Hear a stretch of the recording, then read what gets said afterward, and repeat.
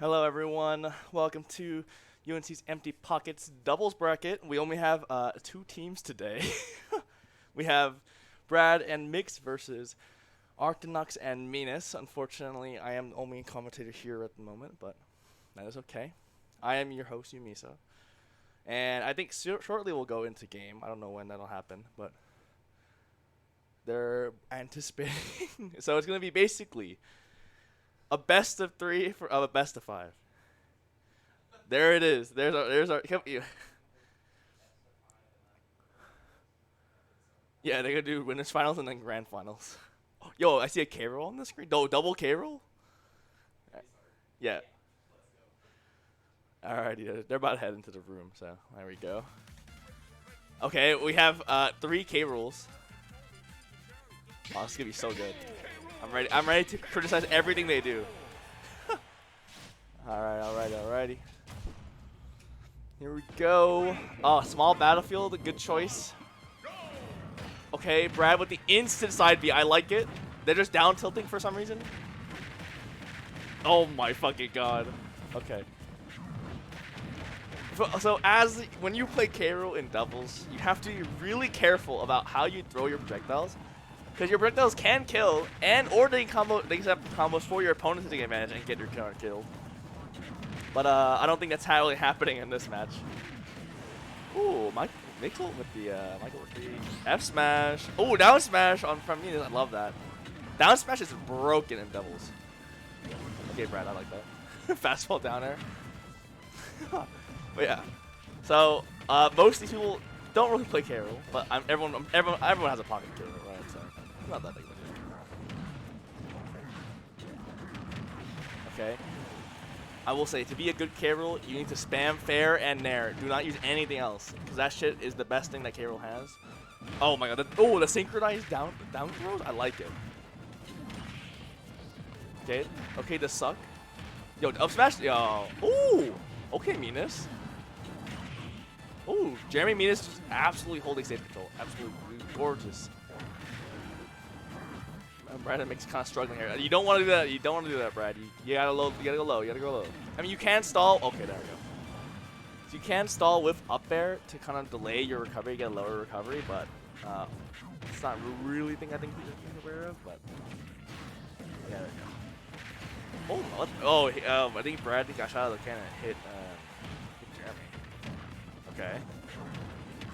Yeah, red team have a sizable advantage. Minas still has all three of his stocks. He's not lost the stock quite yet. Okay, he's teabagging on the other side of this arena right now. I love it. Also, they chose Gangplank Galleon. Beautiful. Okay, the down tilt, no punish. Was not ready for it. The grabs. Okay, Minas finally goes down. Yo, okay, this is winnable. All you gotta do is be smart. Okay, the footstool, Minas footstool.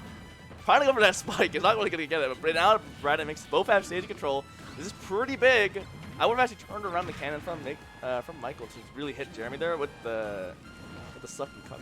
Classic. Raw up smash. Okay, the up smash to the armor. Coming in. Okay. Oh my god, going for the raw up smash. The down smash. What the fuck? Okay, there goes Brad. Oh, this is the scariest situation I've ever seen in my life. Okay, the up air. The double up smash, the double F smash doesn't really work out. Good up tilt. F smash to read, but that's gonna be it, right? Yeah. Okay, well, Arctonux and Minas took the first game. And that's good. The King K rules are winning. Now the question will be, will this stay K rule? Now I think, honestly, Brad and Michael both had a good chance of winning that. I would not go back to small battlefield. I don't know if they can hear me. I'm coaching them mid-set, but I would go to PS2 or Town and City here. Not gonna lie. If I was Brad and Michael. If you're gonna go double KO again. Well, there you go. Yeah, I'm so smart. We could see the classic, mains coming out again. But they're thinking about it. They're thinking about it. Oh, no, they said no. They're not doing base anymore. Okay. You're going gamer? Oh, Tom Dutch. Living room? I like that. That's a good counter pick. The walk-off? Okay, go back to PS2. It's so boring. Okay, the Roy. The double Roy.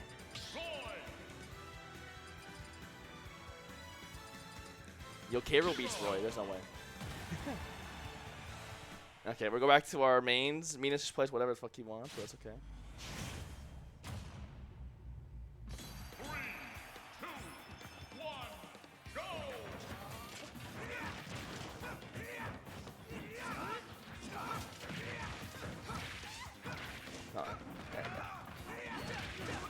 Okay. Okay. Oh, this is the onslaught of aerials for fucking Jeremy and Ben right now. It's really on. It's just spamming that shit, but. Okay. Right on the hero. Good Phantom, I like that. Michael's trying to stay on the side, but Jeremy with the perfect shield dash. Should really prevent that Phantom really doing anything, but. It's gonna be hard. This is, oh, that's a really perfectly spaced kick there for Zelda. That was really good. But, I mean, it's really gonna be really hard for them because it's two Roys. You can cover so much space. You kill so early. It's just a matter of like, can Jeremy and Ben avoid each other and not clip each other with their aerials? Because if they can't, oh, that was beautiful. The grab its back air. This energy really coming out here. Okay. Oh, okay. This is like I say, this is really scary. One more hit can actually just kill Brad here. Nope. The sour spot on the bear. Okay, okay, gets the deck here anyways. I like that. Okay, gets the heal. Okay, he healed. Okay,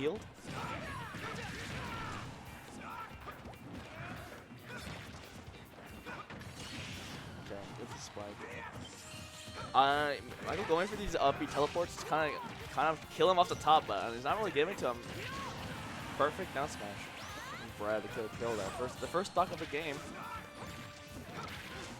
Oh, both of them are off stages. It's gonna be very interesting, but I don't think they can get a big ledge trap off this. They're still in disadvantage. I mean, their partner's still there. You know, Accelerator, that's not gonna be enough.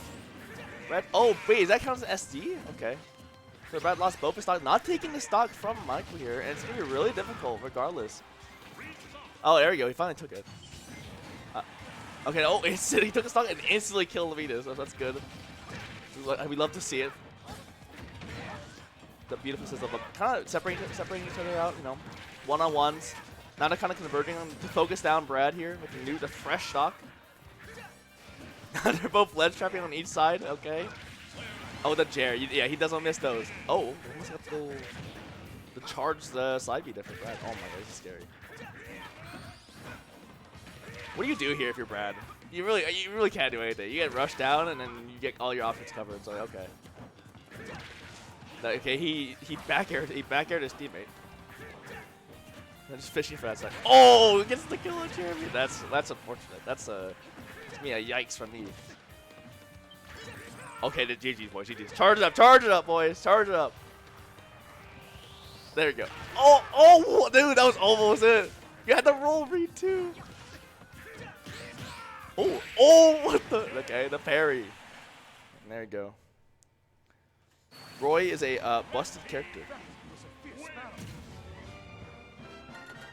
There you go. Artox means taking a clean 2-0 so far.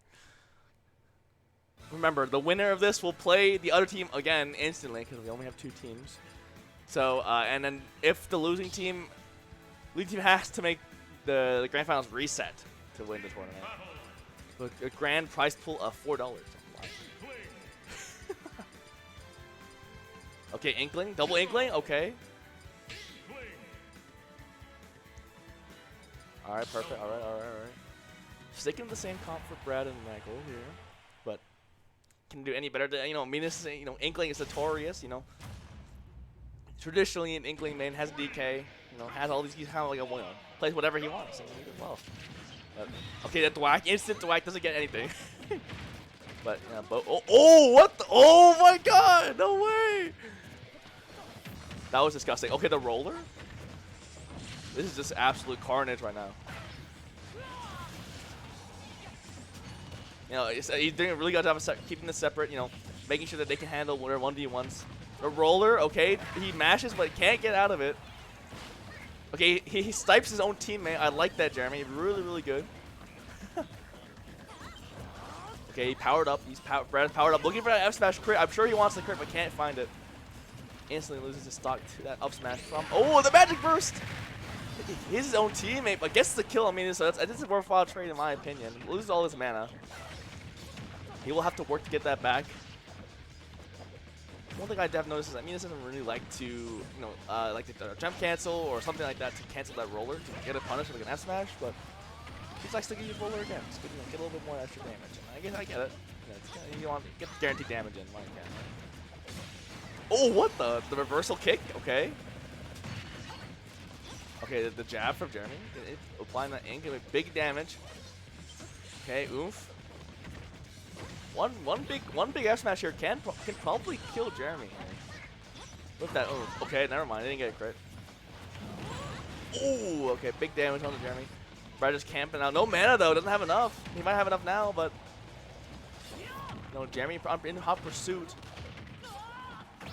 Gets it with the up air though. Okay, oh wow, did that.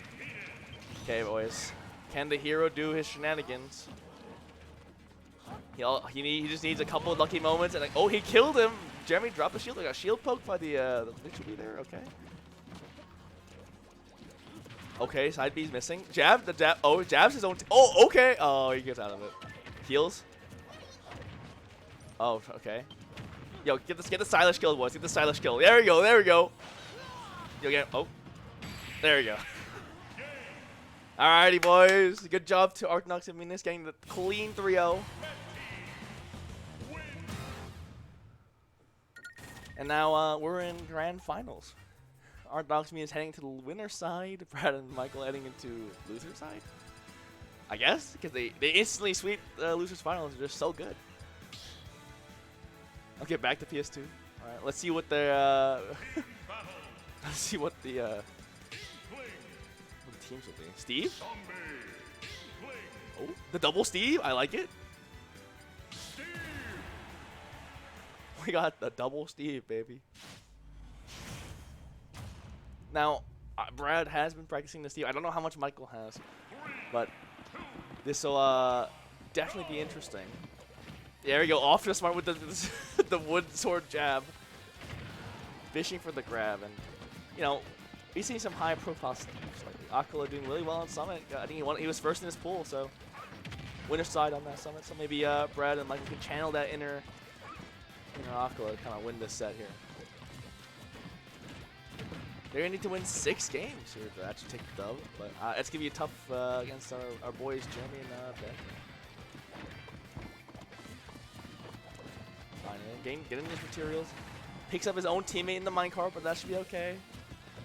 Brad coming in to help, but he hits his own teammate and he gets punished for it. Big damage on both of them. Oh, that might be it for Michael, unless he Elytra's back, but oh, barely makes it back. Oh, he gets 2 framed, but he should be fine. He's Elytra, unless he gets a little left trap there, but okay, they get the grab. Oh, hits both of them off stage. Oh, the fire, okay, but the up smash swooping up Brad to take that first stock of the game. Wooden sword is sending off block, I think. I don't actually know how it's doing, but okay. Catching the bad recovery. The down smash. Okay, Anvil getting some good damage, 18%. Good game attack to get rid of that threat. But sending his own partner offside again, but he should be fine. Yep. Oh, okay. He gets roller, but Michael goes down here. But Jeremy and Minas doing a really good job against Steve. Punishing them for their mistakes and the lack of coordination. It's like, but obviously minecart's super annoying, even for your own teammate in doubles, because like if you skip away your own teammate, it might be death. But the Anvil blocking the roller, it's very funny. Okay, Brad just kind of farming it out, kind of just waiting at the ledge. Minas gets it, but a big back here from Michael. A spot dodges the roller. Brad is stuck in the loop, but it just barely doesn't kill. Drops the Anvil, but doesn't work to get anything up from there. Up air combo, doesn't kill. The minecart, baby! Best move in the game. Finally kills Minas. Minas down to his last stock. Jeremy loses stock, but Michael SDs? Question mark? But they're still very much in it, but Brad and Michael down both to their last stocks now.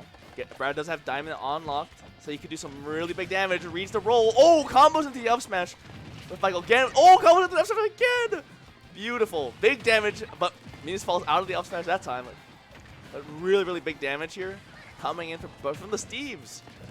Try to scoop up with the up smash again, but it just doesn't work that time. Michael covered in ink. Can't really get it.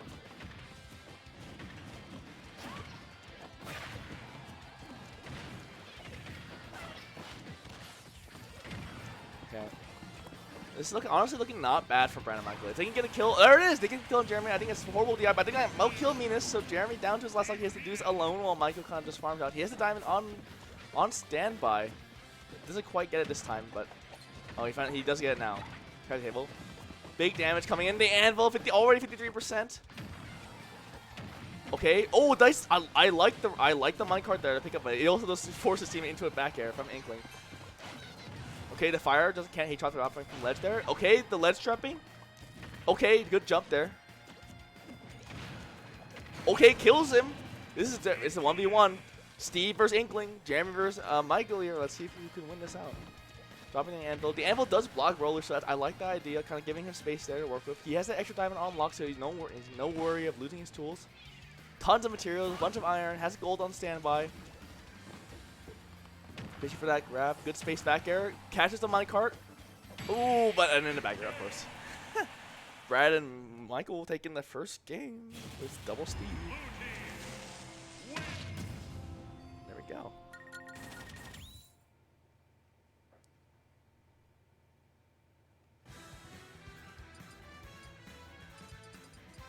Alrighty. Going to small battlefield, I believe. Oh, I'll go back to Roy. Yeah, oh, Roy and Crom, okay.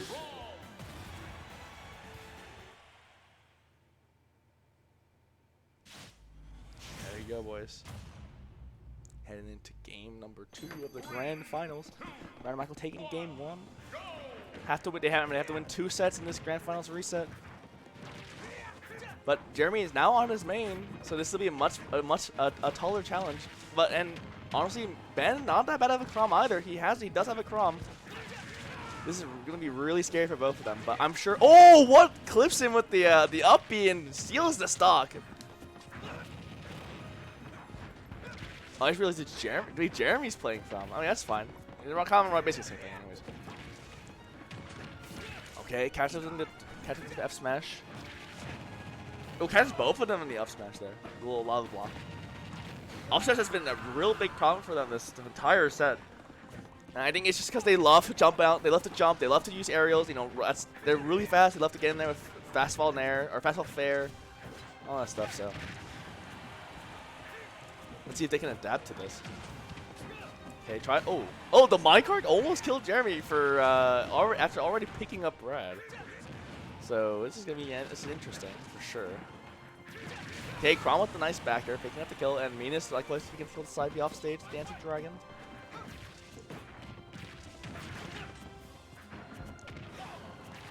They have Jeremy holding a slight lead here. Jeremy probably might lose a stock right now. Minus misses the attack, but still making it back. So will Jeremy. Puts on stage. His breath shield's looking really low.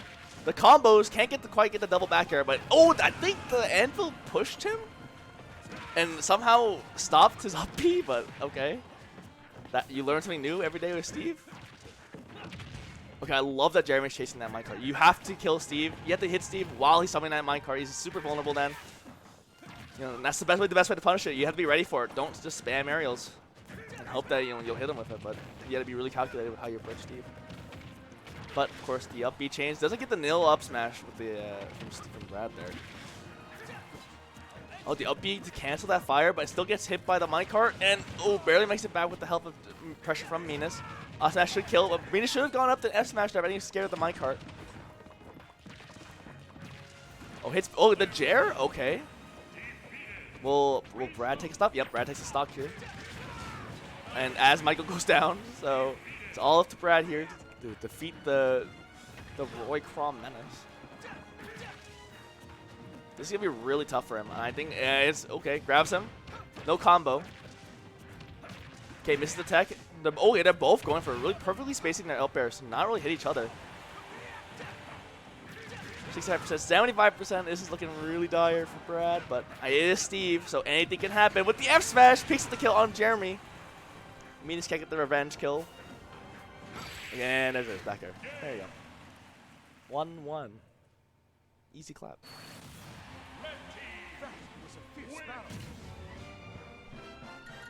we go. So will we see a character lineup switch? I don't think so. I think this double sleeve has been working pretty well.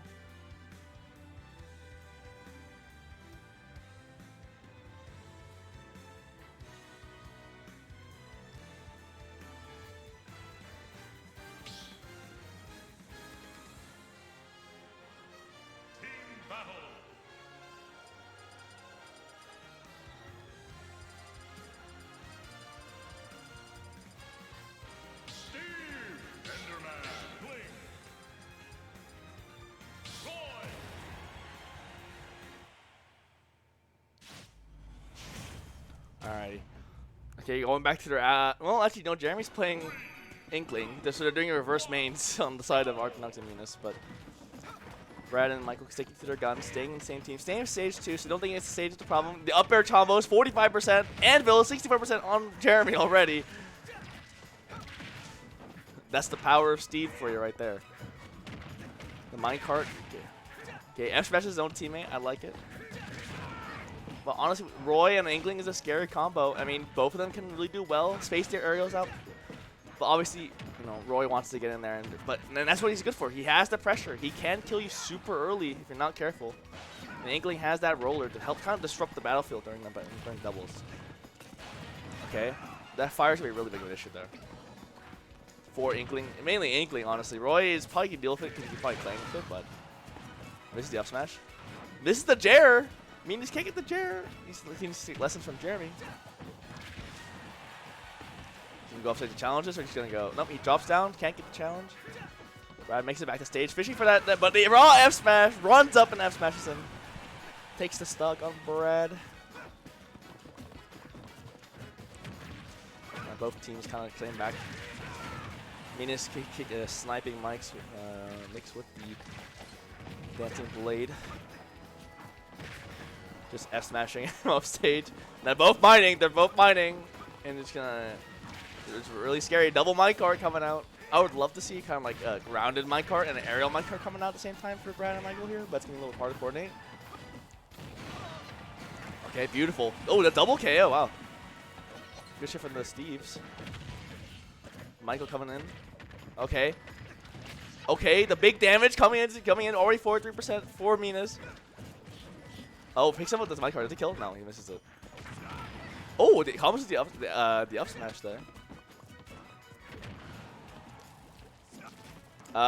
He's down tilting on stage. Oh, picks them both up with the down tilt. Oh, the TNT. Oh, kills himself with it. That is very unfortunate coming out for Brad. He had that too. He had the kill. He had a lot of pressure on him, but just couldn't get it. So it's very tight timing, and I understand. It's very difficult. Okay, well, just air dodges into the F smash. Okay, the blocks. Misses the tech, but it's okay. I see what they're trying to go there, but Minas crosses something up with. Oh, Minas kills his own teammate. That's not what you want to see. No, Brad and Michael have the advantage here.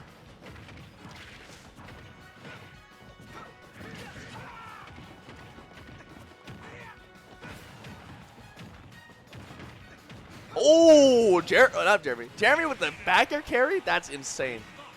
Brad takes the stock. Okay, good little fair to kind of keep himself safe. Misses the grab. And yeah, he's gonna throw him off stage for it, but the two Steves kind of theme, but deciding who they want to take part of. But the raw F smash will kill Jeremy. It's all up to Minas now. Minas has 78%. This is gonna be a little scary. Any one minecart will kill here. Okay. Ooh, can he combo? Nope. Oh, he kills him off the top. Okay. Can Minas clutch it out, carrying him off with those back airs? How's he gonna let trap this? Nice, reads the roll. He try again. Does it get it this time? Brad patiently waiting him out. Crying over down, but catches the roll. Just kind of, I think, you know, he's just mining it out, trying to see what's going on. Playing a game. The classic jab back air, classic. I like that recovery though. Coming a little bit closer to stage, clip him with that up B. Keep himself staged from that ledge, but that up smash will take it. That's 2-1 for Brad and Michael. They're on the verge of resetting this bracket if they can find one more win. Nice. I will assume that we'll see a character swap with Orthodox and Minas back to their mains. Kind of no more reverse mains, no more fun time. Back to small battlefield we go.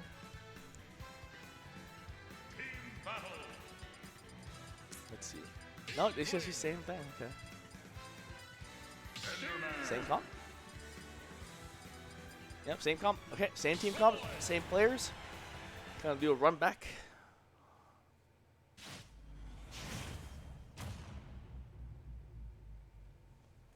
Three, two, one, go!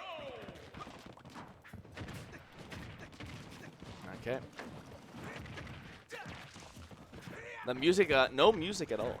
Really excellent choice of really good choice of stage sound, stage music. But you know, it's okay. We'll just listen to them, listen to the characters. Grabs his own teammate and wastes his iron too by down throwing him. I don't know if that was intentional or not, but Brian Michael holding on to the advantage here.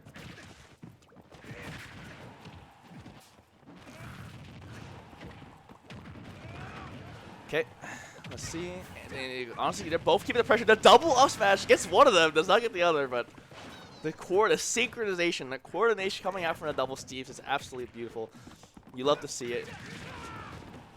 Well, Jeremy and Ben have been kind of struggling. Haven't been able to get a lot of kill options, and honestly, they've been kind of getting caught by stupid options here. Getting hit by unnecessary things, getting grabbed a lot, you know, and just not really able to close out stocks, which is really important. That will do it, but it will kill his teammate in the process. Oh, but that's still a worthwhile trade. You know, he's still at 0. If he can get a kill here on a Brad here, this would be pretty big. Try to run off back here, can't get it, but he runs into the end of the dancing blade. We'll get the kill. Jabs his own. Okay, teabags. He built the wall. And here comes the up tilt chains. Can't get it. This takes quite a bit of damage for it. The up smash again. The up smash has been a huge problem this entire set. They're getting scooped by it, getting killed by it. You can't really go for the Jer due to the Jeremy being in the way. Okay, up smash again. Oh, did he try to go for the double smash attack, but picks up the neutral get up with the F smash. Brad doing MVP. You know, both of them are really good, playing really strong neutral. Just doing Steve things. Oh, the spike! Oh, the anvil! I think he got the tech though. Okay, chases him. Oh my god, they're just getting decimated here. But you know, it's still doable. You know, it's kind of itchy to get an early kill on the Brad here, and it's still doable. But they're not letting him. It's oh my god! I think the Krabby people extended the diamond sword, and now we're down to the last stock. We're on the verge of a reset, boys. Oh, that's it. No, it doesn't even kill English stock, bro. English garbage. Tries to use the crab table to extend, but they're just content with camping them out. Like, there's no reason to approach. Like, hell yeah. Okay, misses the attack. That should be okay. Okay, builds the double wall. Gets the diamond on board. Okay.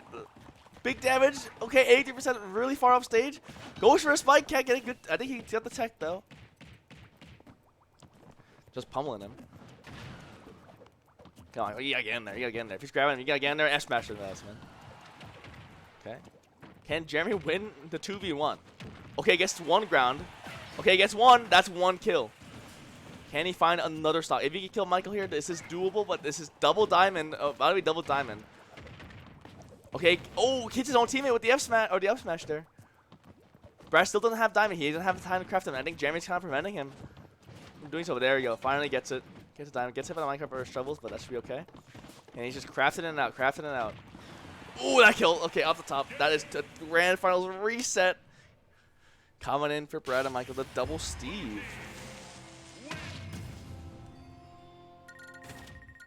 And there we go.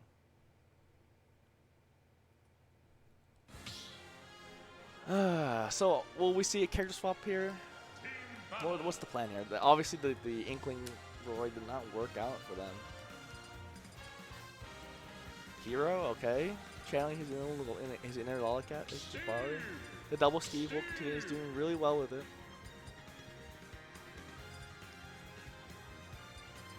Byleth? The double Byleth? Okay. Okay. Quadruple Byleth? Okay. Man, they're not, both of these teams are not hungry for that $4, man, I'm telling you. 3, 2, 1, go. Alrighty. Let's see how the Byleths can do. Lots of nairing. That's gonna be all nairs. Yep. Lots of nairs, lots of up Bs, lots of side Bs. I like side Bs. It's gonna be fucking affairs. Oh, almost breaks his shield with that. I mean, this shield is gonna be on. Is gonna be. Oh, that's not what you want to see. But. Oh, he's his teammate, but. Okay, the combo. Okay, gets picks him up with a nice back air. Michael almost gets it down there. Get that huge spike on him. But means the perfect spacing in the air. Just prevents that. The double up B. This is very interesting. Okay.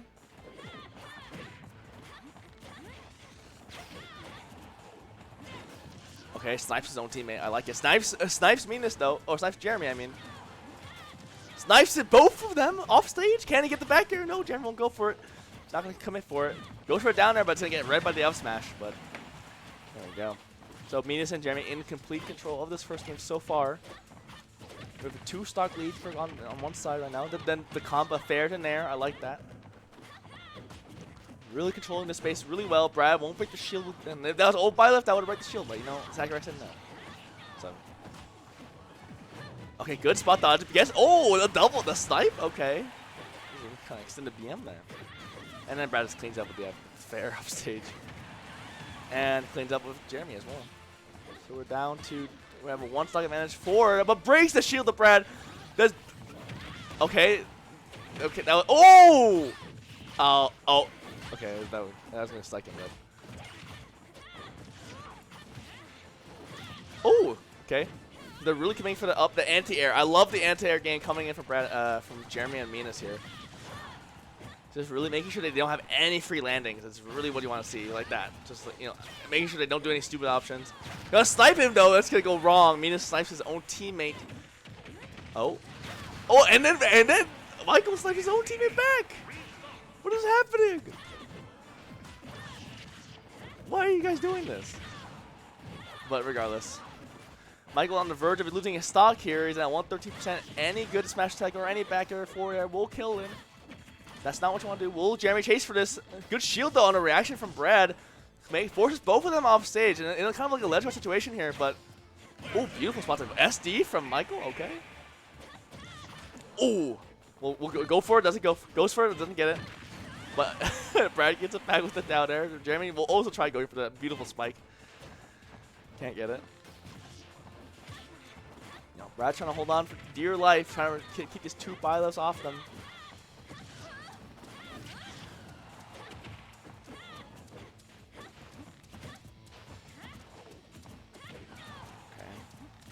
Going off stage again. How are you let's trap this? Okay, Nair, good up air to cancel after reacting to the up air. And now will that be it? Will he take it? Oh no, it didn't go that way. Good DI.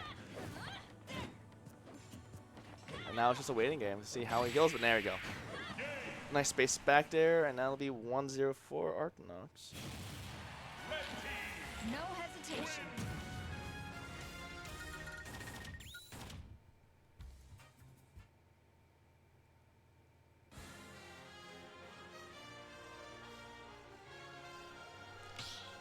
Alrighty. Let's see how they will react now. Donkey Kong will be the DK, you know? Okay. The DKs versus the Steve. I don't think this is going to go well for the DKs, but we'll see. Meanness does have a nasty DK.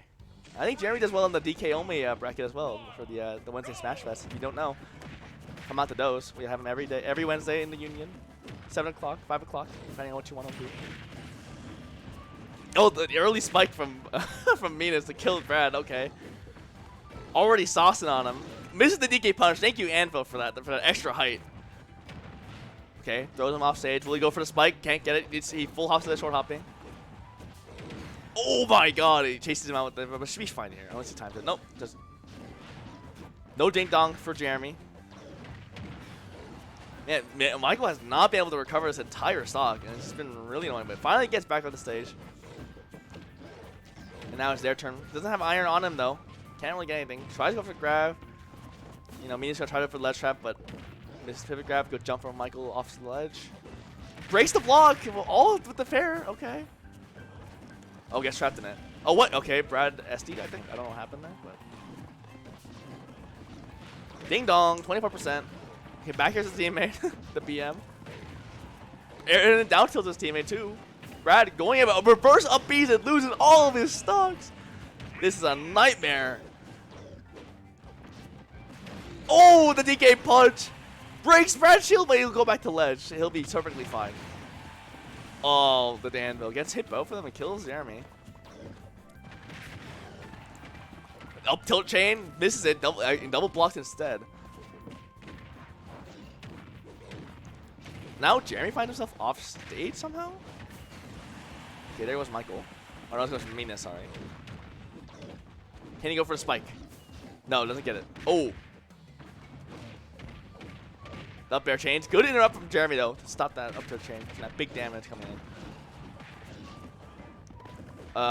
This might be a kill for Brad. No, falls off the platform by accident. Oh, the big spike on Minas from Minas on Michael there.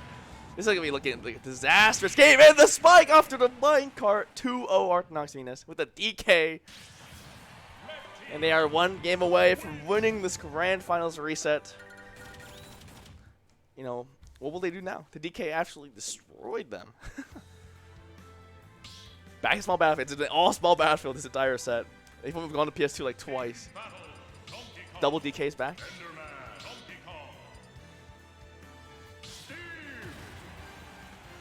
Okay, are you running it back? Alright, alrighty. There we go. 3, 2, 1, go!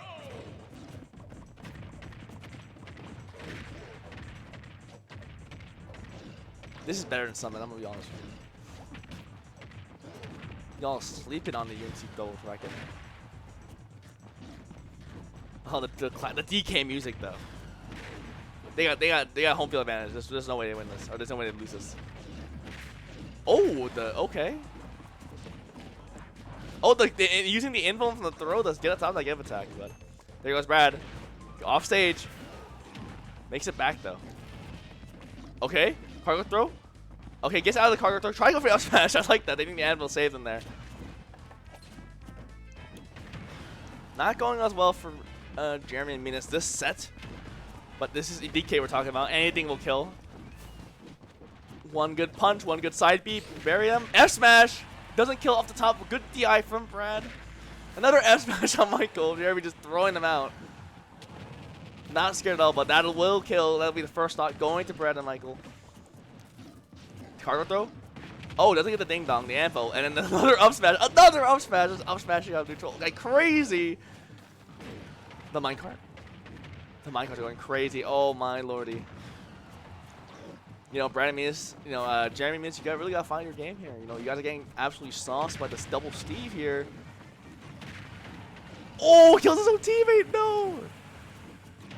And there he goes. All right, even game. 170% extra credit, though, for the side of Brad and Michael. Diamond unlock for, I think Michael has diamond here. Brad has diamond on standby as long as he can get the crafting table here. Oh my god, he got comboed to that minecart. Holy shit. Okay, gets picked up the minecart. Oh, the double. Oh, oh my god. The up smash have been absolutely destroying them.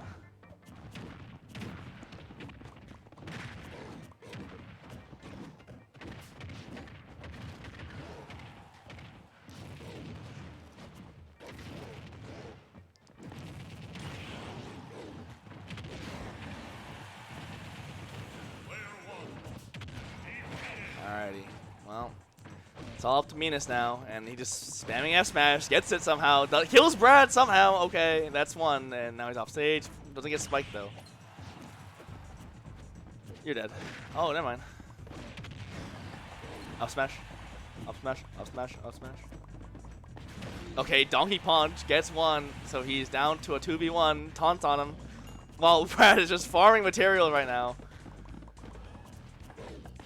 He goes for the up smash. Can't get it. Okay, back air. Can he win this somehow? He needs a miracle to win this. Not gonna win. He needs like a spike or some shit. There we go. Well, 2-1 Brad. 2-1 Brad there. So maybe the comeback. Maybe. The double DK kind of got destroyed there. Not gonna lie. Yeah, kind of sauced.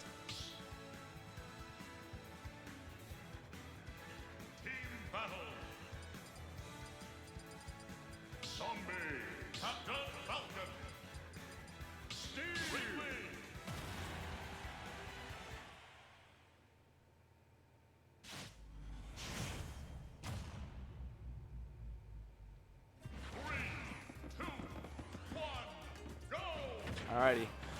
Falcon and Ridley. Interesting combo, I will say. But, you know, okay, Falcon punches in neutral. I don't know if they really want this game 5 or what, but.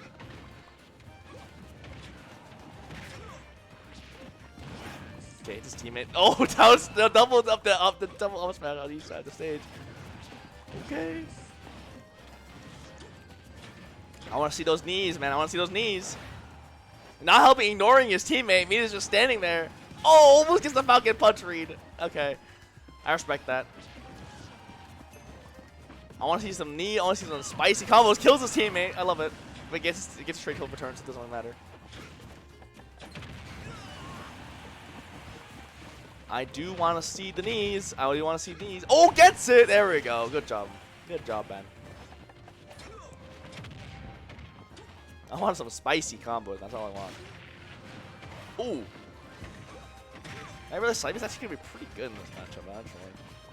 Especially in doubles, where you can get the chaotic doubles, so.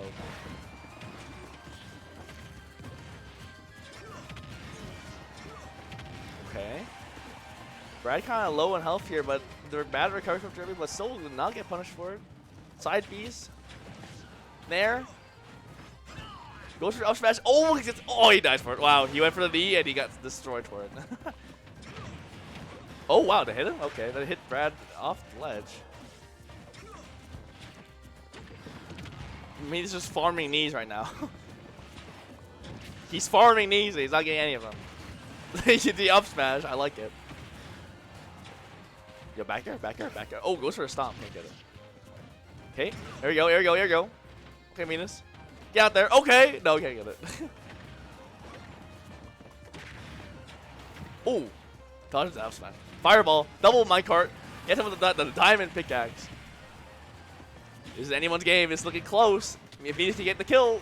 There we go. Last log for both teams. Brad taking a lot of damage here. 81%. Someone with Minas. Okay. Okay. Can Minas get the perfect sauce kill to win the set here? He's gonna go for it. No, misses the knee. Almost SDs.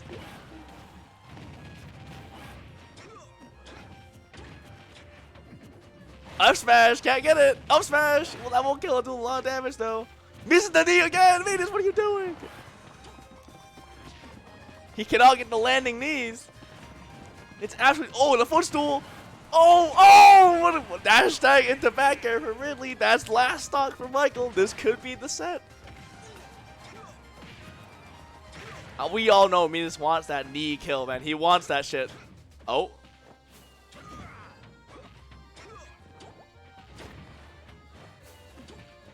Oh, the stop. Still living. Oh, misses the knee. There you go. GG's to Archinox and Minas, winning the $4 pot. Let me go get them.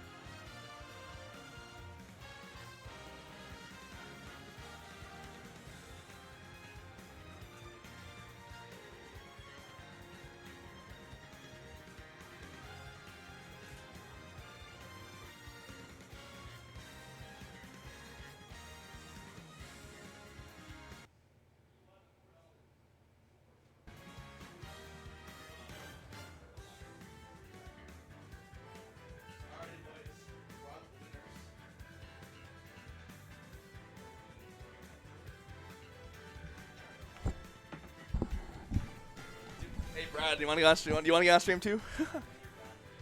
Yeah. Yeah, y'all all want to hop on stream? Well, do you want to? They can share a mic maybe. Yeah. Yes, mine. Yeah.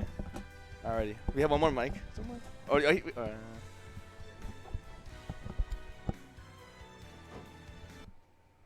Oh. Rip the Elgato. There you go. Alrighty. Yeah, you can scoot back. You can scoot right here. Yeah. We can talk about what a great set that was. True. It was a great set. Wow. All right, guys. We're here with the two teams. They're not on the same side with one another, but we got Jeremy and Ben, the winning team, Brad and Michael. So I want to see what your thoughts were on that game, and well, I want to see why you went the characters you went. You tell me, Jeremy. Fun characters, I mean, man. they're Fun fun, yeah. Yeah, you always went in reverse mains, right? Yeah. Yeah. The Roy is saucy. Yo, this man. The Roy is Yo, this man awesome. got some jers, man. I'm telling you. I do need to learn Once my we start getting jitters. the jitters, we could actually start running the reverse main. True. That's what I'm saying. Just kidding. I need to hit those the Inkling confirms Yeah, I know. and do some jabs and Yep. whatnot. All that nonsense, you know. What you guys? Yeah, I started off with Hero just because you can cheese people easy in doubles, but it wasn't really working, so then I just switched to Steve. Why'd you go, Steve? Oh wait, hold on. I'm gonna borrow your microphone. Here you go. I just went Steve because I've seen Brad play Steve, and I know you Okay. can just like spam Yeah. stuff and it works. Yeah. Yeah. Yeah, Glad. y'all got destroyed by up smash. I'm not gonna lie with y'all. Oh no, it was Yeah. that Smash second was their DK game. bane. Oh my god. We got up smash to up smash. all Two combos. all sets. You guys got like up smash in neutral all the time. It was like melee where you up smash and then follow back into an up smash. Yeah, So it yeah. was like chain grabs but with up smash. yeah. This is what I get. And then let's talk about that K-roll game, shall we? The K roll game. Dedicated to you, Sky. Oh yeah, You I was know, watching that man. shit. Yep, I was Yeah. watching that. I was talking about how y'all are garbage at K-roll.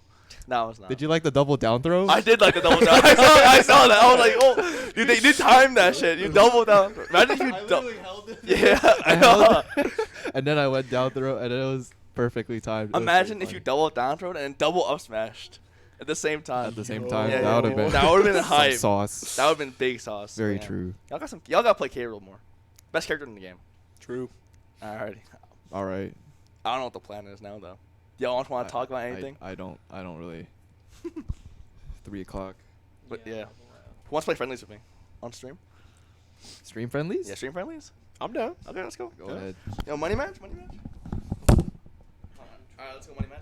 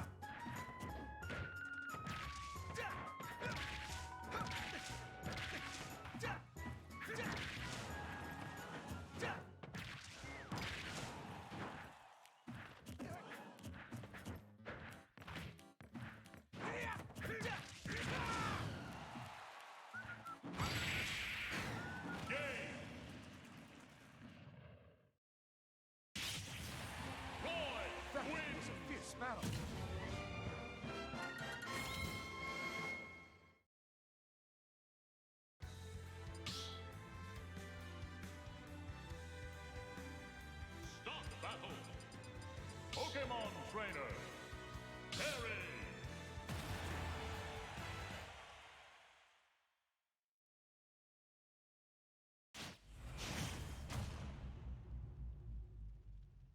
Three, two, one, go! Away!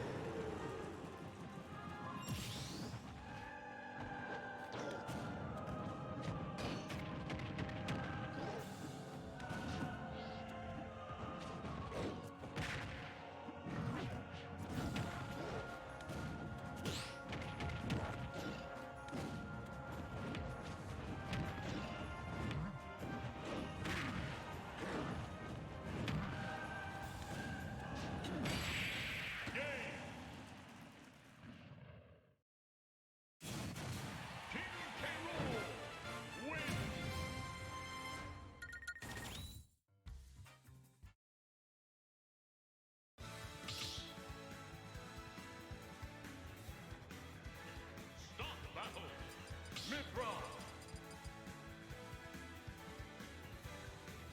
Mid-round. Isabel. Iron. Mid-round.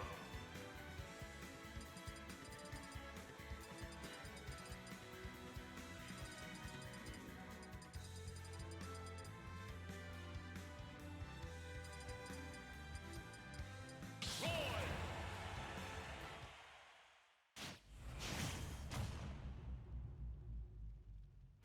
3, 2, 1, go!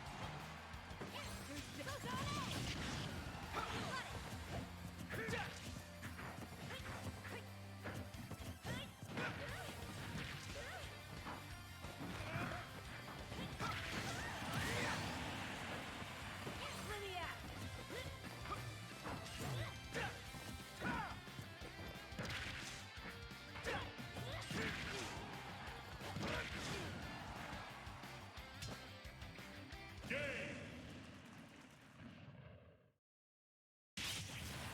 Roy wins a fierce battle.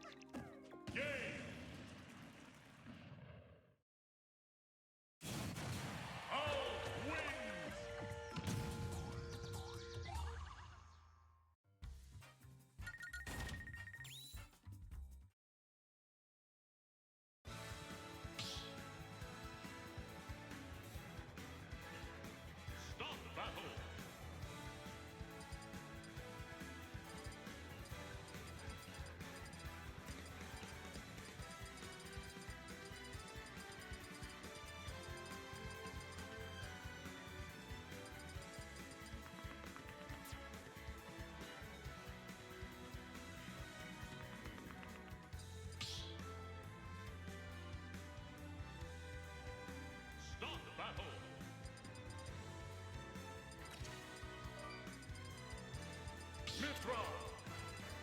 Lucina. Kazuya.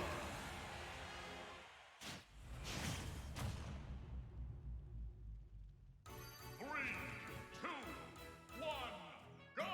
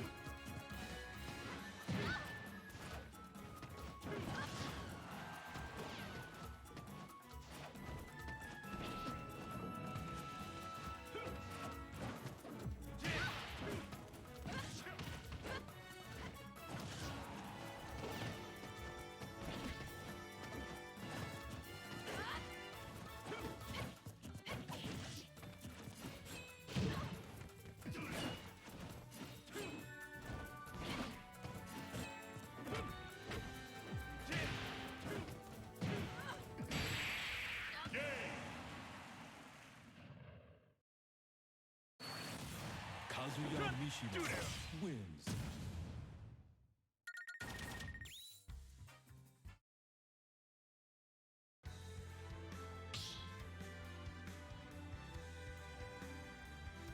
Start battle.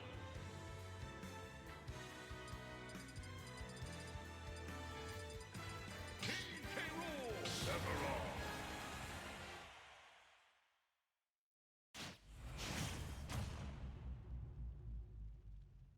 Three,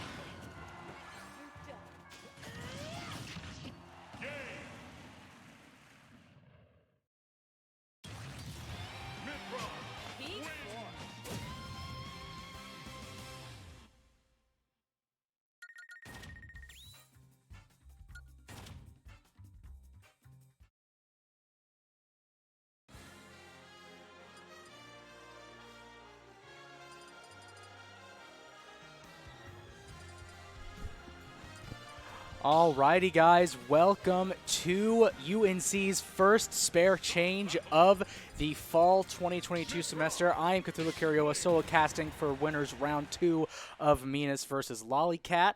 So far, Lollycat is up 1-0, and we're going to hop right into game 2, going to small battlefield this time. Minas counterpicking from Pokemon Stadium, probably trying to have less space around for Lollycat to dance around in. Edgeguard situation already opening with a solid 43%. Lollycat getting hit with that splat gun. Throws out a blazing in, whiffs it, however. Narrowly avoids the paintbrush forward smash. Does get a forward tilt. Minas rocking 68% with not much really to answer for it. Ooh, but that could be a stock. Oh, not quite. Misses the Prominence Revolt. Doesn't quite get the strong final hit on that. That's a berry into a fair. 96%. The tides have turned a little bit. Can we close the door? And that is Lollycat not really having quite the way to get back to stage. And now it looks like how it looked 30 seconds ago. However, Lollycat evening up the score, 2 stocks to 2 stocks. Down throw into a back air, doesn't quite get much more, 19%. Jumps into the splat gun, 10% and fully inked. Ooh. Uses that future sight to try and avoid it, however doesn't quite get it. Ooh, but a spike is going to close out the stock at a sub 50%. Lollycat decisively taking the lead. However, his side B not quite connecting there and getting hit by the splat bomb.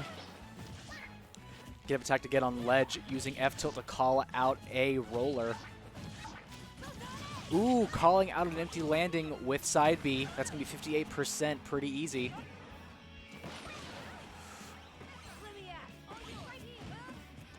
Alrighty, using those down Bs, using those swaps to get back to ledge safely. Minas at almost 90% once again, pretty much in kill range for most of Pyramithra's smash attacks at this point. Ooh, but narrowly misses the up B to ledge, not quite getting back. New stock. Now it's a last stock situation on game 2. Lollycat could very easily knock Minas into losers this early on. However, Minas can bring this back. After all, Inkling is quite the neutral monster. Ooh, misses the forward smash, gets up smashed for it in turn. Roller not quite getting the berry. Ooh, misses that forward tilt, misses the grab to punish. All right. Oh, and that is a fair, and that's not going to quite close it out just yet. Okay, Lollycat knocked off stage, might have to pull out a hat trick. Ooh, and the Gentleman to close out that last stock. Lollycat takes it 2-0 over Minas. This is the power of the Aegis indeed.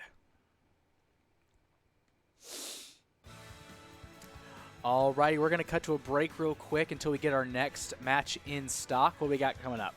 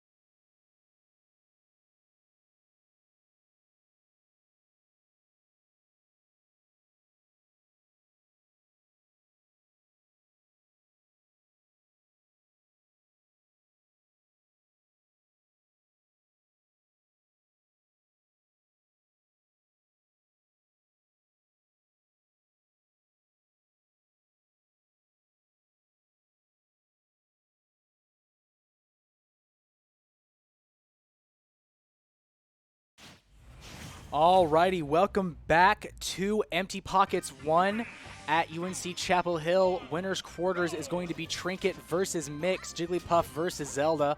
A very interesting matchup as Jigglypuff does have a lot of air mobility, but Mix on Zelda is very good at controlling space if he can get the chance. Trinket did win the Arcadian, which made him King of the Hill for a week, which means he is no laughing matter. However, Mix in his own right is a deadly threat with this Zelda. Opening on neutral, it does seem like we're getting a lot of footsies. Mix trying to create space, whereas Trinket does want to take it up with those combos. Currently, look, percent advantage goes slightly to Trinket right now. Almost hits that Sing to rest. However, a elevator almost gets the kill early on. Ooh, running in, trying to get that. However, he misses it. And that is going to be a forward smash to punish a missed rest. 83% on Trinket. Back to neutral, back to those footsies. Forward throw to get Mix off the stage. Uses that down B to get him back. And he tries to drift back to stage, but a quick two-piece from Jigglypuff is going to close out that stock. Using that Lineru's wisdom to try and create more space as a get-off-me tool.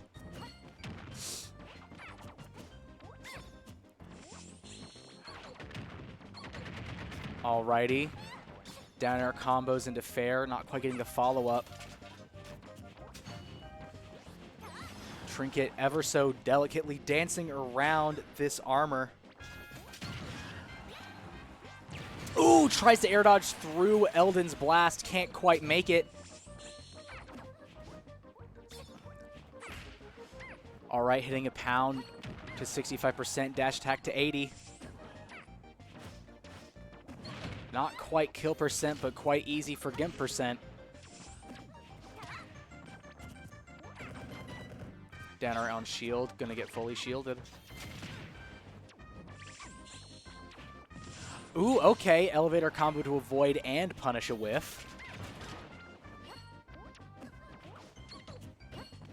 Down air and shield, gonna get punished by a meaty back air, and that is gonna be off the top star KO at 120.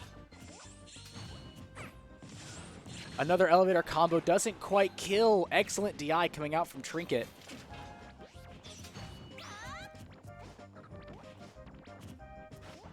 Trinket now with the lead, getting hit with a raw, meaty lightning kick fair. That is going to instantaneously take the stock and resort both players to their last stock. However, fourth throw off the stage. Ooh, lightning kick down air. Hate to see it happen. That is going to be a stage spike coming out from a fair from Trinket. Mix unable to tech it. Let me close the door. And that is the first game going to Trinket, the winner of the Arcadian, as I previously said. I am interested to see what Mix is going to counterpick because both characters right now really like having that space to breathe and really like Zelda likes having the space to establish a zoning potential, whereas Trinket likes having the space to try and float around the stage as Jigglypuff. Going into Smashville, a single platform stage. Opening with some more footsies as in the first game. Possibly a down air to start a combo. Not quite, but a pound certainly will.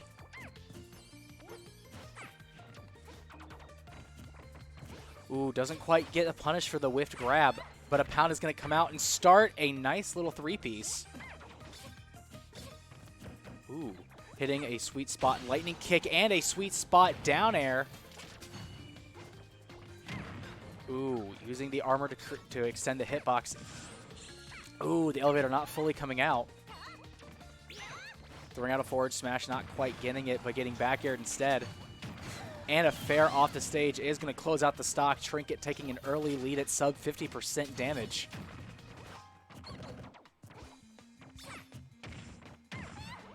Ooh, using the up tilt to extend the combo. Not quite getting much else after that, but still stylish nonetheless.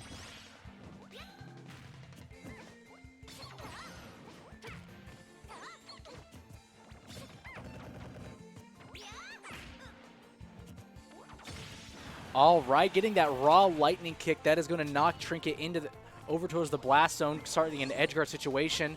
Not quite going to close out the stock, sadly. Tries to land with lightning kick, almost gets down aired for it. Ooh, a neutral B off the stage, trying to get back. Mix has a perfect opportunity to edge guard, but doesn't quite make it happen.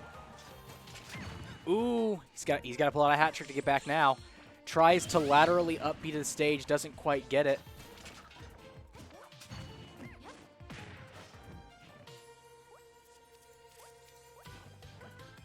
Both players once again filling each other out, using a forward smash to close out that first stock. Mix might have made something start. Nehru's Wisdom has to get off me. Tool, Ghost Armor to hit to get some more damage. Nair, dash attack.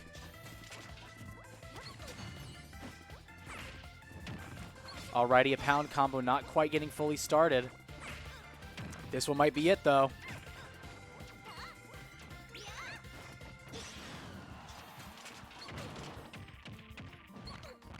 Both players at even %, though Mix does have a stock deficit at the moment.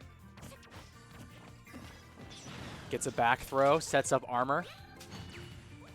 Ooh, and hits an up air to close out the stock. Mix could still win this.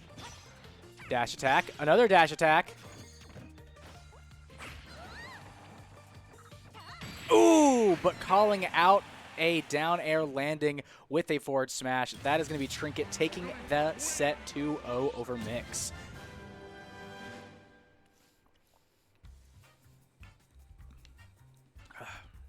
All right, what do we got next?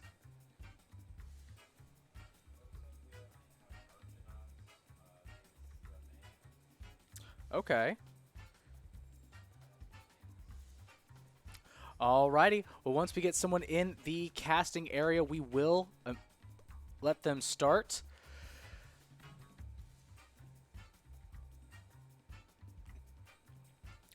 And we'll be right back when it does. See y'all in a bit.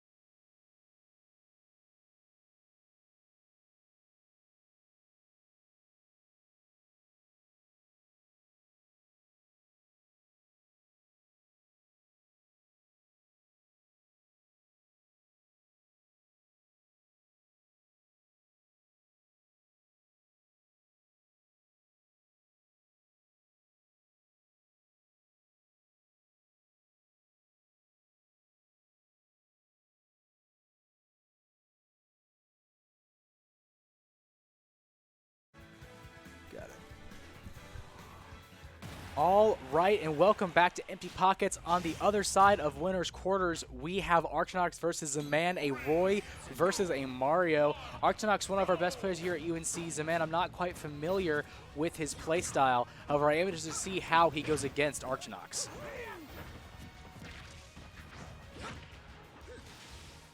All right, using that flood, trying to make it harder for Archinox to come back. After all, Roy does have a very...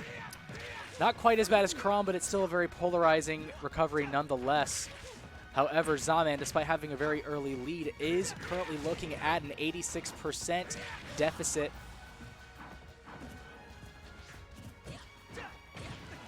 However, Mario is very good at stacking on damage. It does have a very good neutral. However, that is going to be the Dancing Dragon closing out the first stock on Zaman. Archinox not having even taken 50% yet. Ooh! Opening with a sweet 50% combo on that second stock on Zaman for the fun of it. However, Zaman answering back with his own up air chain. Upping onto stage, getting a little bit of damage in the process. Ooh, misses that Jair ever so slightly.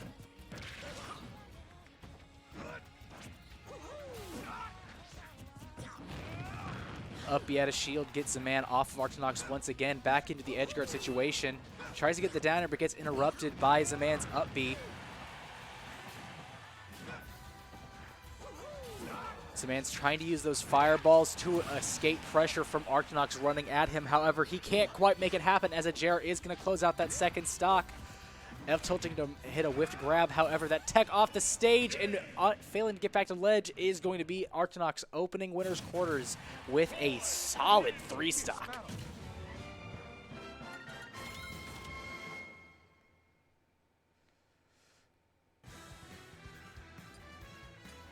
Alrighty, and Zaman trying to decide which stage he needs to go to.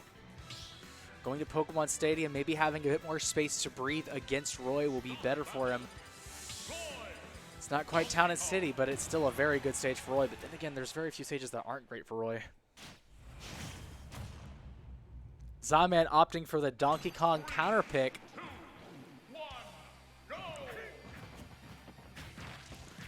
Nair combos to open up, not quite getting that fair to follow. However, that's going to be a few up airs to get him to 53, 58.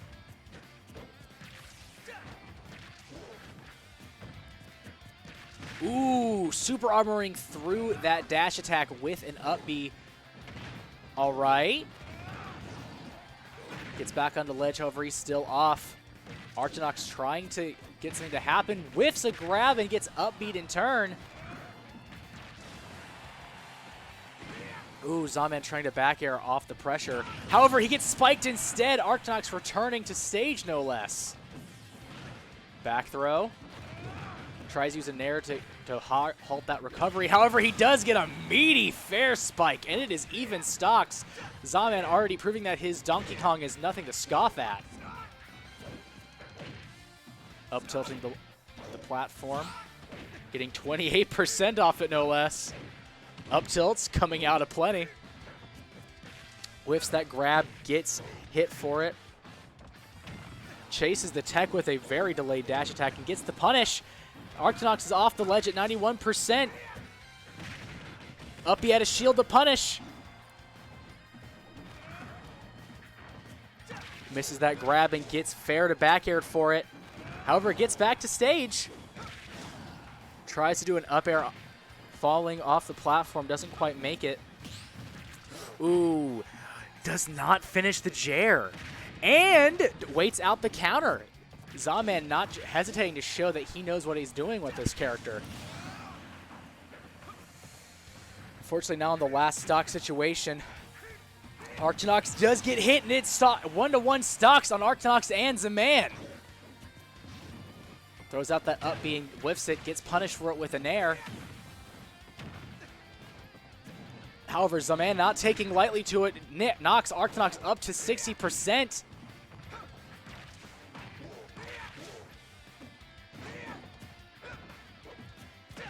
Ooh! Archinox still trying to figure out how to avoid this up B. Such a great out of shield option for Donkey Kong if you know how to use it right.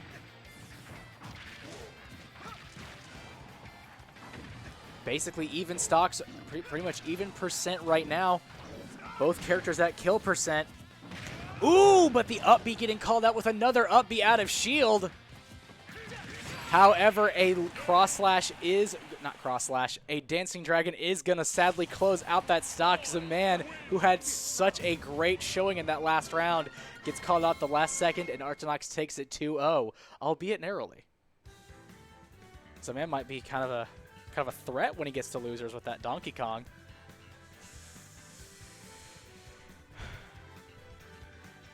Alrighty, we'll be right back with the next set as soon as we get it started.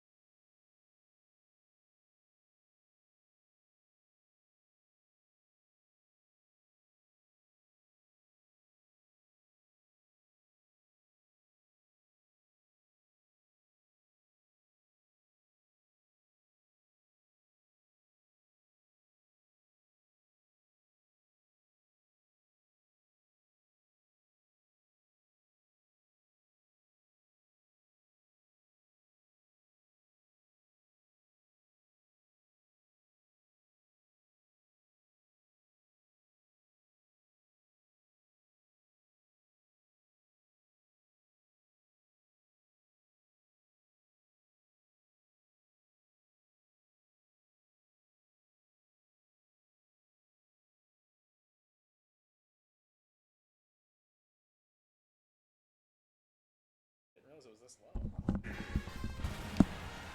You good? Alrighty, and let's jump into winner semis of the first empty pockets of the semester. Trinket versus Brad. Brad, an ex-Zelda main slash Bayonetta secondary, is now on to Steve against Trinket, the winner of the Arcadian, on his classic Jigglypuff. Opening with a nice 30% combo. Brad already having quite a bit of iron built up, something you really need to have the down air and the side B function properly. Ooh. Steve, an absolute monster in neutral, is something to be scared of. However, Trinket is not showing any of that fear whatsoever as Brad is struggling to get back to ledge, using the TNT to delay his up B back to stage, using the blocks to create some space between him and Trinket. However, Brad is just absolutely floating around it, closing out Brad's first stock with the back air as Brad crafts some gold tools. Back throw gets him to 94%. Just mining for crazy. Dropping a minecart and an anvil at the same time. Trinket not falling for any of these tricks.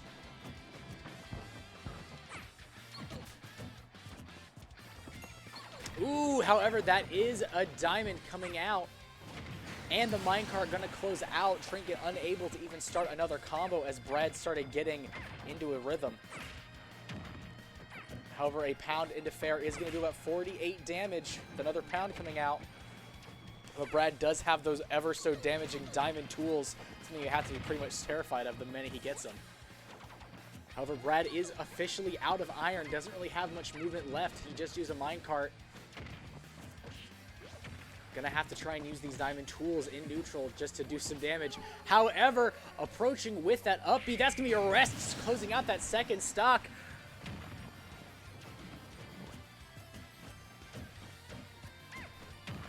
Brad not really seeming to have much of a response to Trinket's ever-growing pressure with these fairs. Trinket at 85%, however, it doesn't really seem like a death's in the cards anytime soon. Brad throwing out forward smashes pretty predictably at this point. It may be a fast forward smash, but it's not really good if you just keep throwing it out. Using that minecart, trying to create space. Officially out of iron once again, a place you never want to be at as Steve. All right, using that back throw, going back to mining, getting some gold. Gets that back air, a meaty back air nonetheless. Finds some diamond, crafts diamond tools at 66%. Brad might still have this, however, a forward smash knocks him into the next century. No punish coming out for the shielded up smash.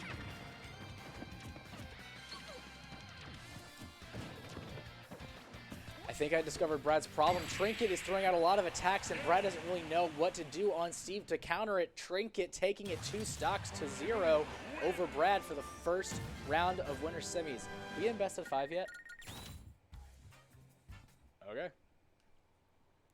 I do not know if it's best of 5. However, it does seem like Brad has some thinking to do going into this next game. Not really quite aware of how to punish a lot of Trinket's options when he whiffs them. Trinket, however, being much more familiar with the matchup on his side.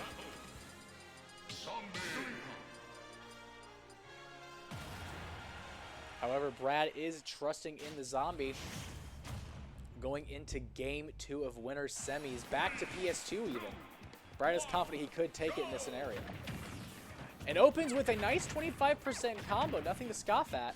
However, he doesn't quite get the up tilt follow-up he needs.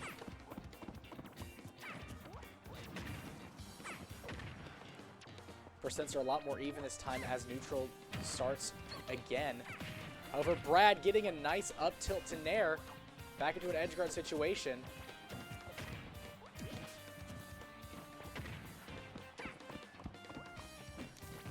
Ooh, but getting the down tilt off the ledge, going to do a good amount of damage to Trinket. However, it's still anyone's game, as Trinket is not hesitating to call out the movement options Brad's coming out with. Back here to get him off, and contests the cart with a Nair. That's going to close out that first stock. Brad not really having the gold, iron, or redstone necessary to really get things grooving. Trying to up you back to stage. Trinket just absolutely toying with them, teching the down air on the ledge. However, that up smash is going to close out the first stock. A bit of a zany thing right there. However, it was in good time. Ooh.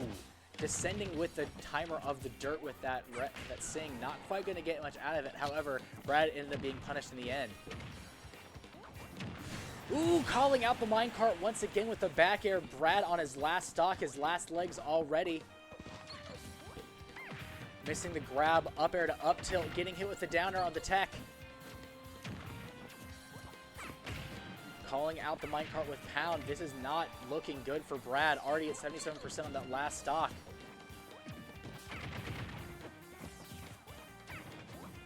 Using minecart to get away. However, it puts him in a bad position as he has to trade.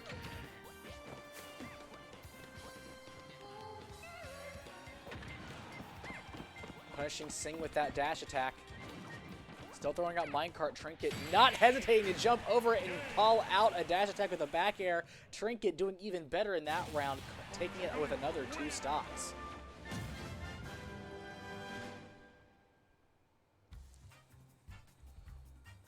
Alrighty.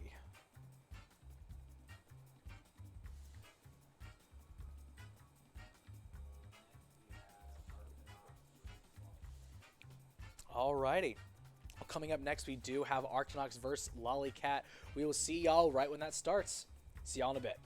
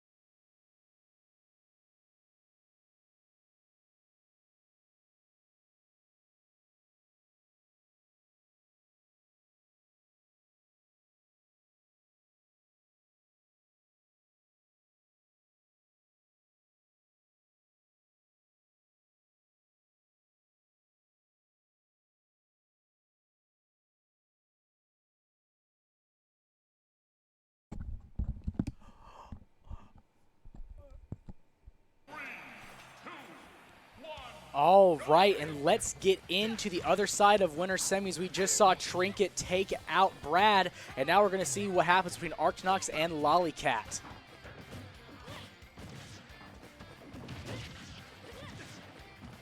All right, Lollycat with an early lead on this Mithra. Switching to Pyra and getting Dragon Danced for it. On the ledge, trying to overcome Archnox's pressure. Archnox drifting to the ledge ever so delicately. Trying to jump back in with that blazing end. However, Archnox is currently off stage. Back off stage once again. Lollycat, no stranger of toying around off stage. Shield pressure coming out from Archnox. Lollycat knowing how to deal with that ever so well. Ooh, and calls out a fair. That is going to be Archnox with the first stock gone. Lollycat coming back on the stage with the side B for 23%.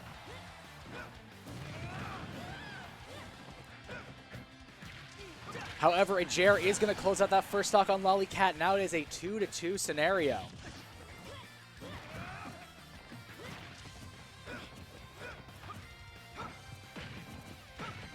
Ooh, Archnox comboing with 2 weak hit up airs. Lollycat taunting? All right, going in for the Jer to start another combo. Lollycat suddenly on the back foot. I'm loving these weak hit up airs. Even if they're not intentional, they're doing so well to keep Lollycat on his toes. However, Lollycat once again showing that he is no stranger to playing off stage. Taking Archnox out with a fair once again and starting a combo with Mithra. Weak hit of side B, not quite going to do much besides damage. Calling out.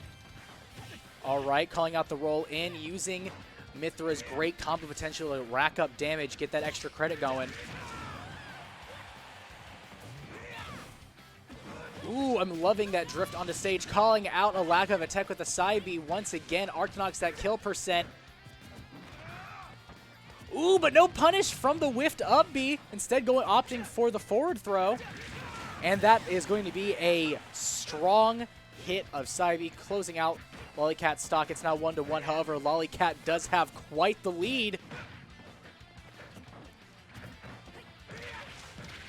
But Jeremy, no stranger to closing things back up with quick, fair combos. And he up-B's away from the ledge on accident.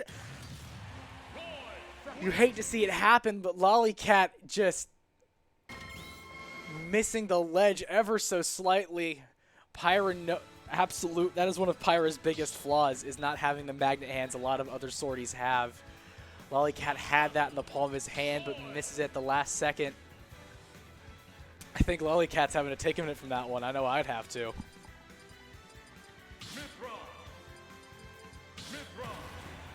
Alrighty, going into game 2. Hate to see it happen. This could be game point for Lollycat if he does not bring it back. But right now you have to wonder, is the mentality there to win it?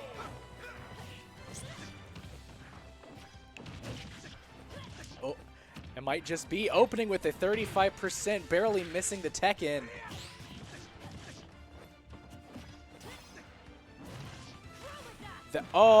If the last hit of Chroma Dust had hit, that could have been the end. However, the Elgato coming out with the no signal.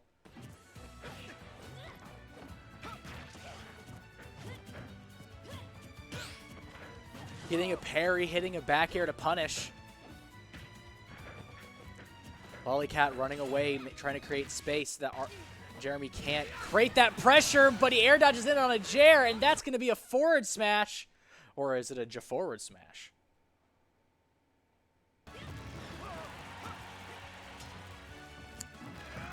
Archnox trying to land with a counter, making Lollycat hesitant to even hit back. The Gentleman going to hit him way off way, and that is going to be a solid fair to close out the first stock. Lollycat could still take this.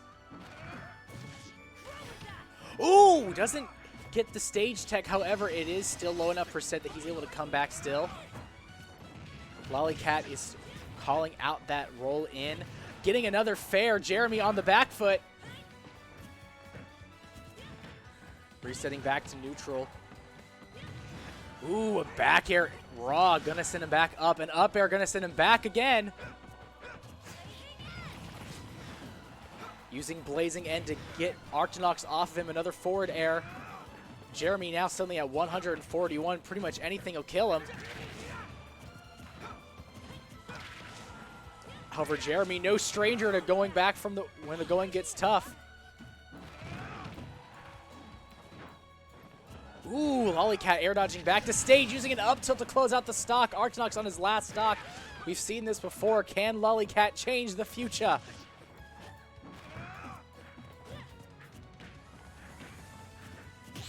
Chaining a bunch of down tilts around, sending Lollycat across the stage. Up yet a shield, not quite gonna kill. Lollycat with fantastic DI. Ooh! But a mistech on a weak hit down air is going to cause Lollycat to lose that stock. Percents are even. Jeremy's chaining it around. And Lollycat doesn't quite make it back. Ah, you hate to see it happen twice, folks. Lollycat is going to lose the set 2-0 to Archinox. But in a perfect world, he wouldn't have SD'd.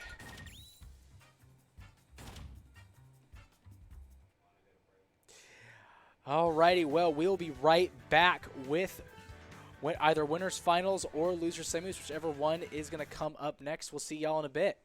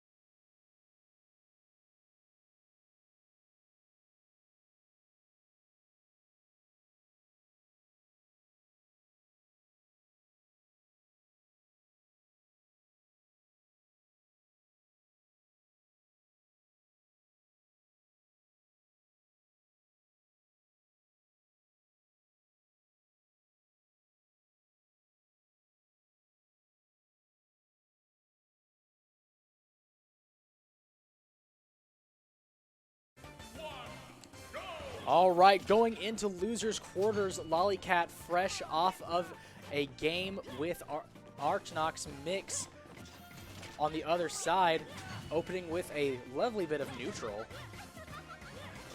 I can't tell if this is a button test or if they're just playing like this.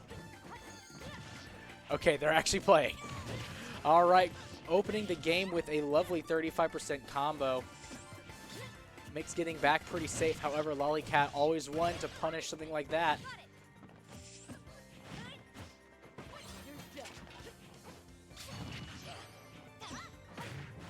However, that is going to be a down tilt 2 framing.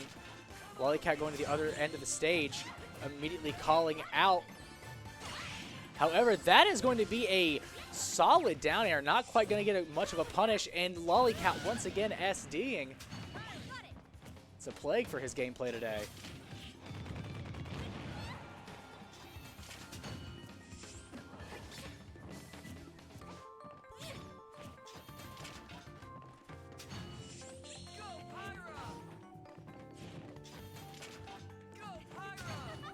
I do like how every time Mix uses Ghost Armor, he tries to taunt. That is a little funny.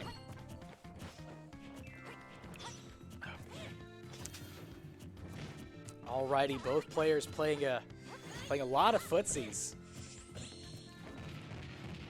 Mix trying to get the elevator in place, not quite gonna get it. Lollycat knowing that trick. Uses the fair to call out a jump. That is going to be an instant loss of a stock. However, Mix calling out a couple landings with some lovely neutral.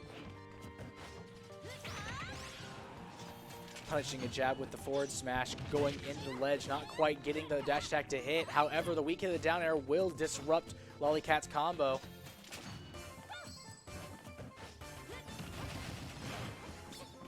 Not quite getting the down throw to back air. However, he does get the up smash. Approaches with elevator.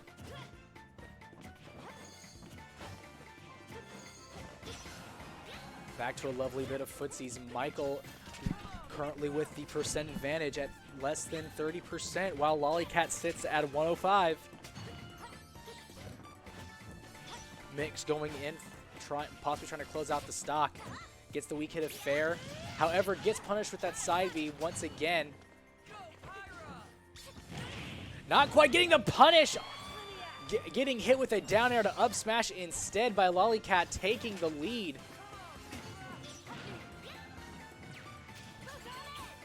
Michael trying to call out the recovery, not quite getting the full hit.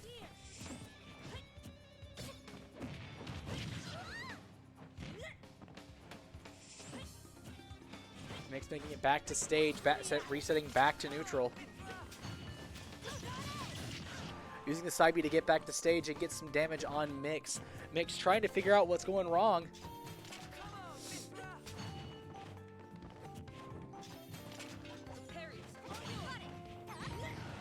Using that down air to hit through the platform. That's going to be a spike and a solid end to the first game. Mix, who seemed to have it on lock for a while, losing at the last second to Lollycat.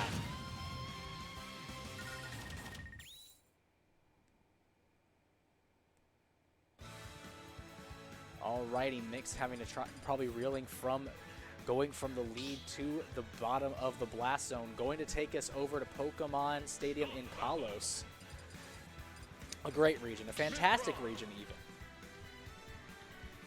I miss Mega Evolution very dearly. At the same time, I understand it had completely catastrophic effects on competitive.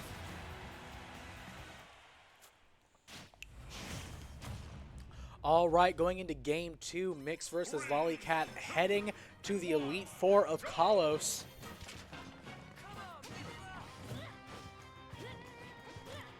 Opening with footsies in neutral. Mix not going to hesitate to call out the distance of the Phantom. Mix drifting away out of Lollycat's range. Lollycat still throwing out these normals.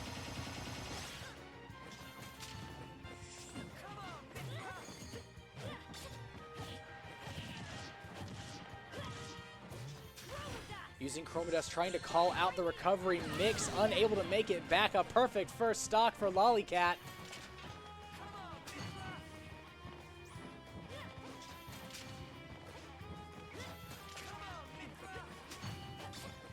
Lollycat not hesitating to press that taunt button.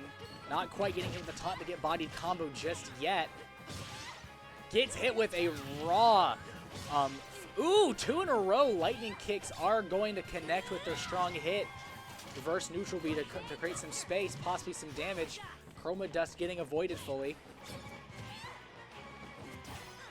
Calling out an air dodge down with a ray of punishment.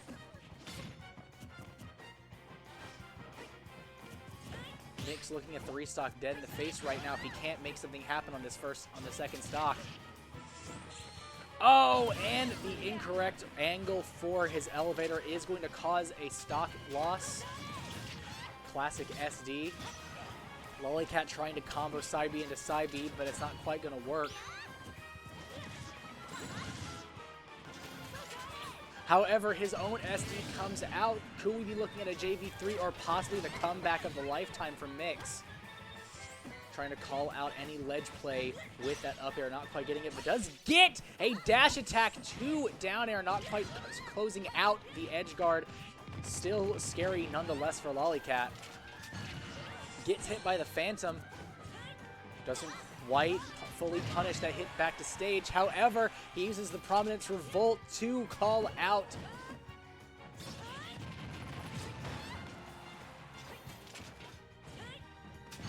Ooh, the Phantom the Phantom almost causing a stage spike scenario, but Mix getting hit by that side B. That's going to be the closing of the stock. Lollycat dancing around on the side of the stage. Going to close it out 2-0 against Mix.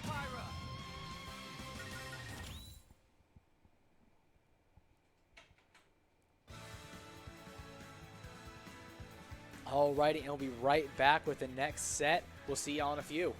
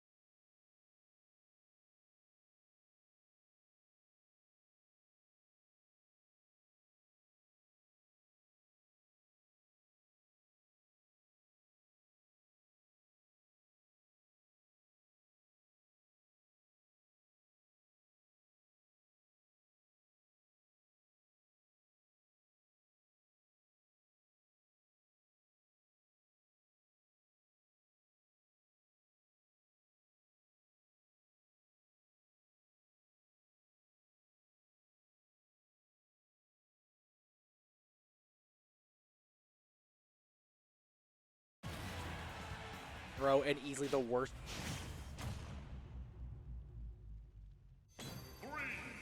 Of a discussion of what the best starter Pokemon in Pokemon is. According to Twitter, it is in fact Mudkip, with Rowlet coming in second place. Going into empty pockets of winners finals, Arcanaut versus Trinket. Arcanaut, who has been on a bit of a tear lately on his side of winners. Trinket, who is the winner of the Arcadian and no slouch whatsoever. We're going to go right in. Trinket already at 77%. Jeremy just jumping and getting a weak down air into fair, almost killing Trinket in the process. Trinket using that neutral to get back to stage, using a fair from under the platform to create space to get back. However, a back air out of shield looks like it's going to kill. Not quite. Trinket at 116. Pretty much anything will kill, and an up tilt's going to do the trick. Dying at 131%, landing with a back air to cause Jeremy to go flying to 86. Tries to use a forward smash, possibly to get Jeremy into an offstage situation. Instead, the Fair's going to do the trick. However, can't quite make the sauce become saucy enough.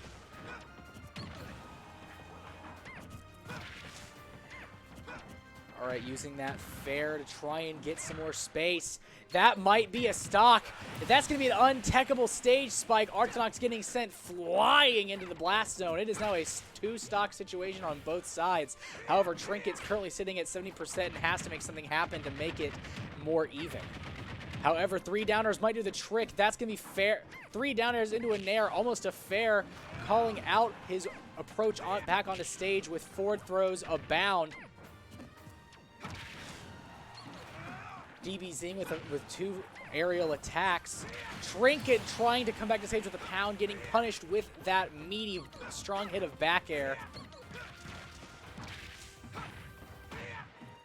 Arctonox just throwing out these wet pool noodle Fairs. Still creating plenty of damage and putting Trinket ever so closer to that death percent. The edge guard coming out from Trinket, not quite getting it. Air dodging through the neutral, but getting hit with the up B instead. Fair to Nair could be the end of the stock, and with a Fair, that will be it. Trinket at 85%, taunting a little bit just to try and get some momentum back.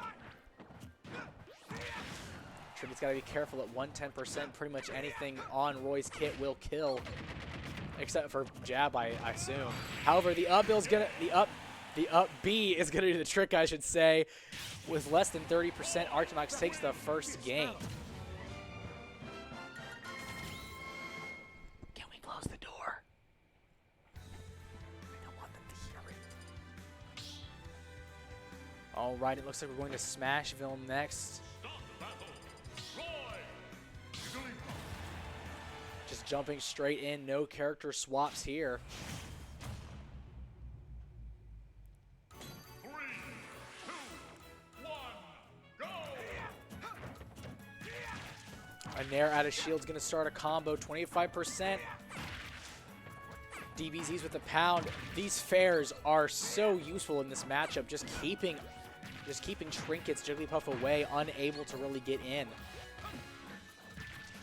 That's going to be a Jair just closing out a stock at sub 100. Trinket already on a second stock. It's not even 30 seconds.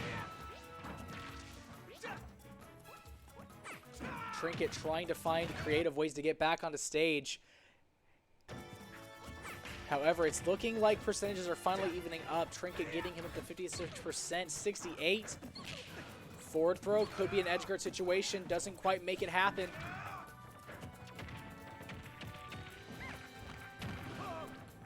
Jeremy on 105 on his first stock and what seems to be the longest edge guard ever. That's going to be the stock for Arctonox. Trinket at 54%. Could be a couple down airs to start another combo. 3. All right, Fairs. Up air. Oh, could have finished the stock, but misses the rest. Gets a fully charged forward smash in the back for it. That is going to be the second stock for Trinket. In a perfect world, that would have been one of the sickest ways to close out a second stock. Tries to get the edge guard, can't quite get the Nair to fully connect. Grounded pound, gonna send him into a bit of a whiff situation. However, another edge guard. Arctonox going high to avoid everything. However, that is a Nair possibly ending the stock, not quite, still had his jump. Kudos to Arctonox for that. 2 up airs coming out. Trinket currently at 79%. Doesn't quite get the Jair. A counter coming out could have been cool. It's only a bad option if it works. Sadly, it didn't. However, a Nair out of shield. Raw is going to take Arctonox stock out. However, he retorts with a Dragon Dance. That is going to beat Trinket's last stock, and that is going to be game 2 of Winners Finals.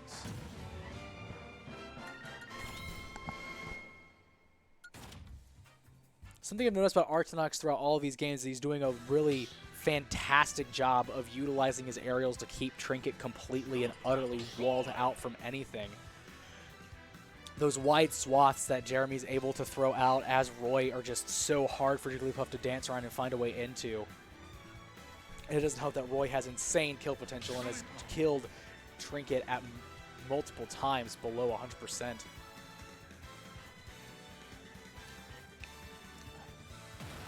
Taking a break, taking a breath.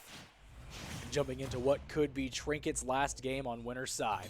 3, 2, 1, go! Alrighty.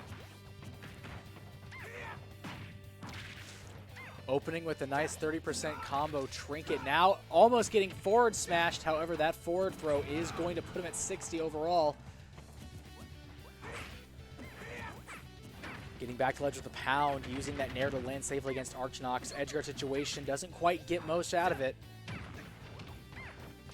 Tries to call out a roll in, but guesses wrong. We could have back here, knocking Trinket back off. However, not a Jer using a fair is going to send Trinket flying. Flanger's recovery to stage, however, the weak hit of up here is going to send him right back up.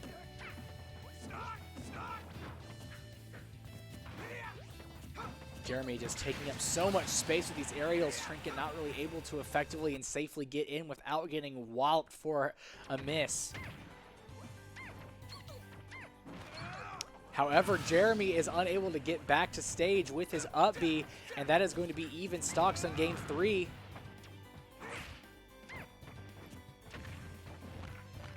All right, fair to a down throw, going to be another fair using the up air. That's a rest, and that is Jeremy losing his stock for getting hit once. Absolutely fantastic combo coming out from Trinket, showing why he is the Arcadian winner.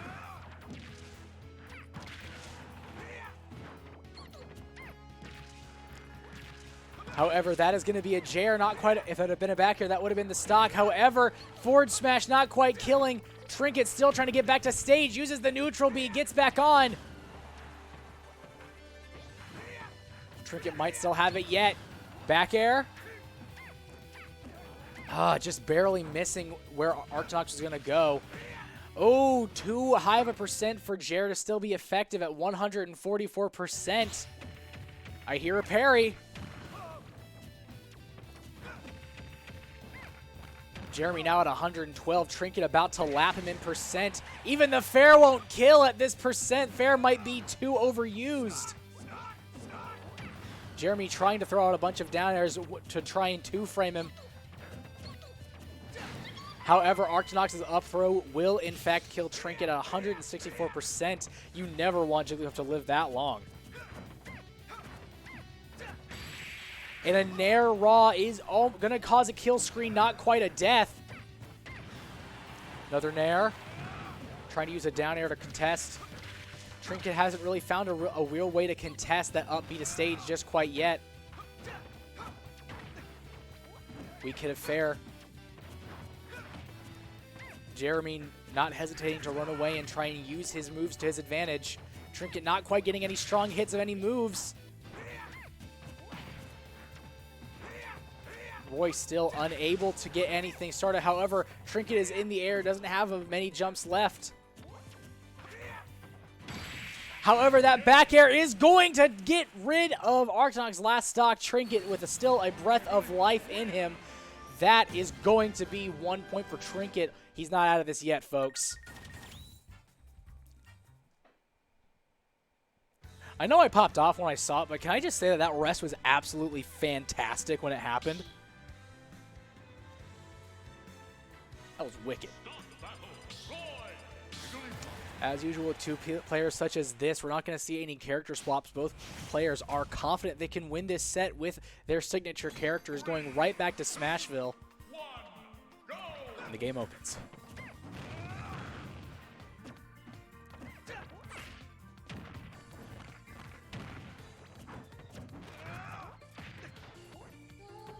Tries to get a sing. However, Archnox with no proper punish. Archnox already looking like he's on the back foot to start things off. Maybe losing that game, shaking a little bit. Oh, already back off stage. Does he have a jump? He does, and his fair just barely lets him get back.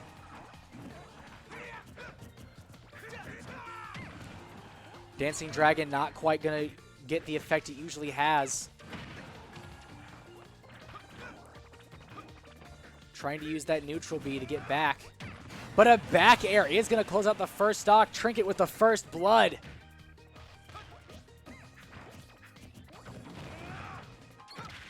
Up B not quite connecting fully. However, that up tilt is going to hit with the up strong, and that is going to be the stock for Trinket. However, that is going to be a pound to fair to fair.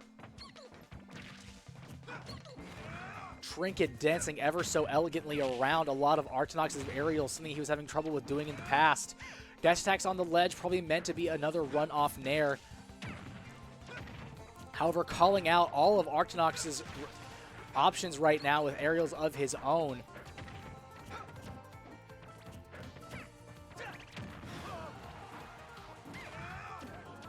Not quite getting the edge guard, however, Trinket is still looking absolutely fantastic at 61% in this matchup.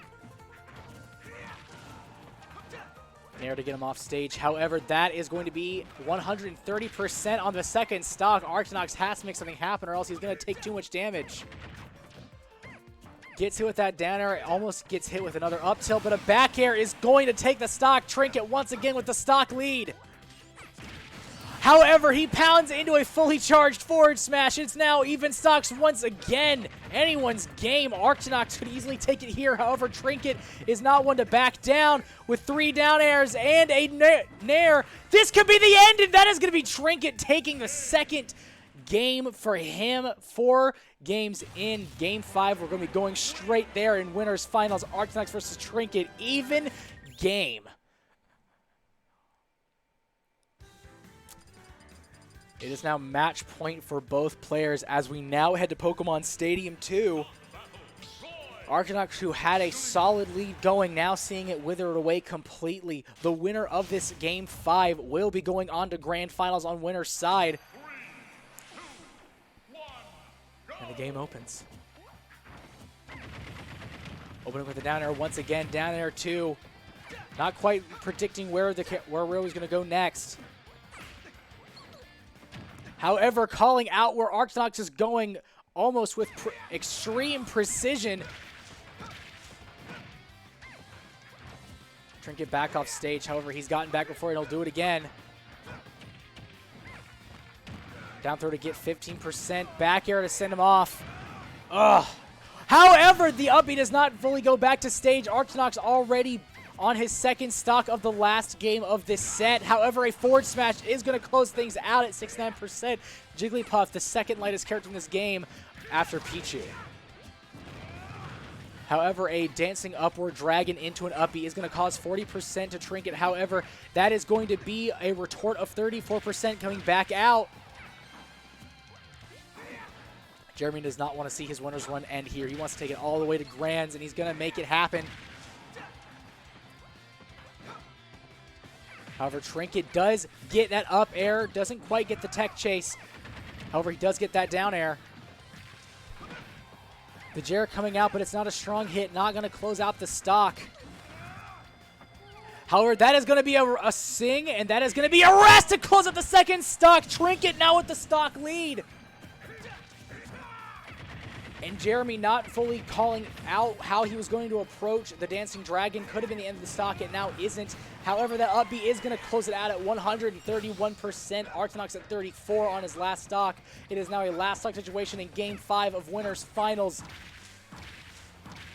3 fairs coming out to even up the percents, and up B to take the percent lead.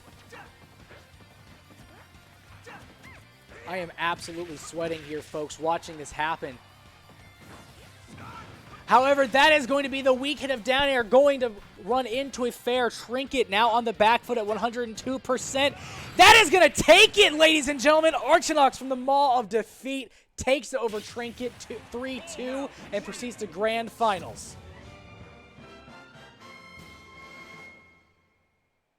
Whew. All right, well, I'm sure we got something else coming up very shortly. I will see you after that absolutely explosive set in a few minutes. Stay tuned, folks.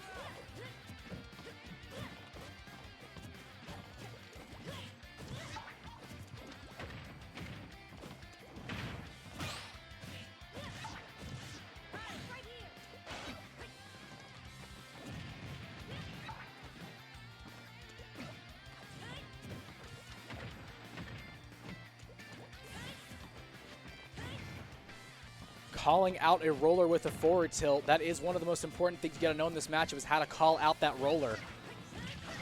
Oh, and a down tilt to up air, almost closing out the stock, but a back air calling out a roller landing. Not quite getting the edge guard he wanted, getting punished for about 25% as a result.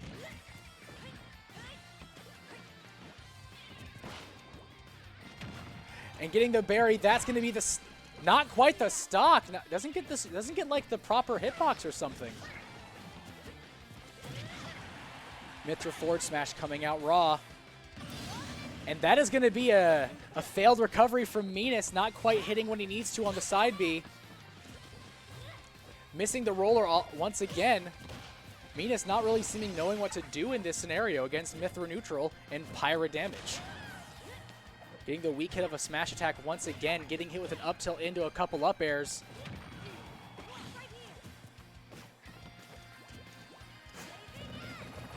Blazing End coming out from Lollycat.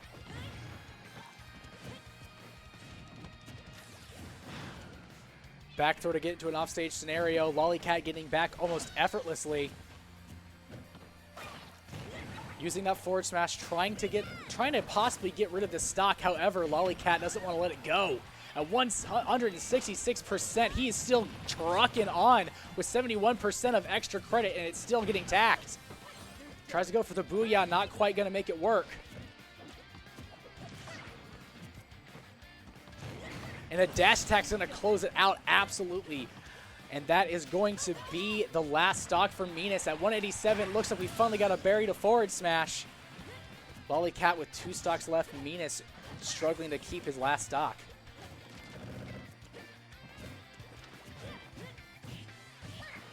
Up tilts and up airs. That's going to be fair. That's 52% off one combo. Ooh, and calls out a neutral air dodge with a forward smash. It's one of his favorite tricks.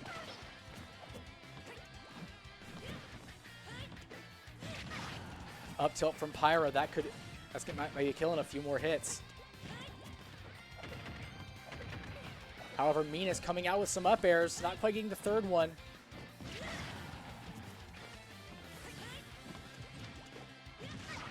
Down tilt, not going to get much after that. However, that still puts him in disadvantage. Minas on the edge. Uses Prominence Revolt over and over on the ledge to lull Minas into a false sense of security. He was telling me about that earlier.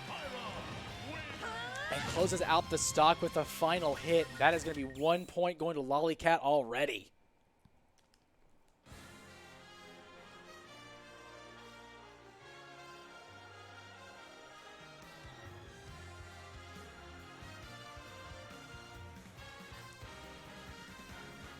All right, and that is an absolutely fantastic showing from Lollycat so far. Minas taking us to small battlefield, potentially trying to create less space between him and Lollycat, something that Lollycat loves to do.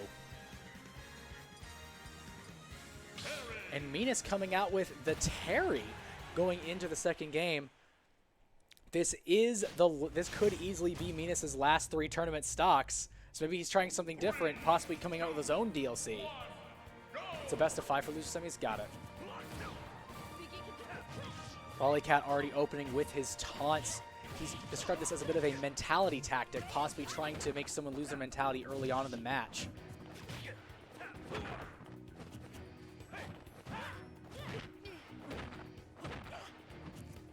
However, Lollycat is having to readapt. Minas, after all, is playing a Shoto at the moment and does have a few different tricks up his sleeve right now.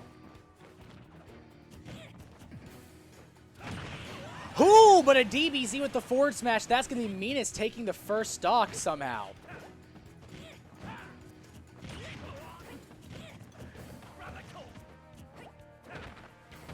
Lollycat trying to figure out what to do in this situation. Right now, it looks like Minas kind of has control of the pace of the match right now. Lollycat trying to hit a down air.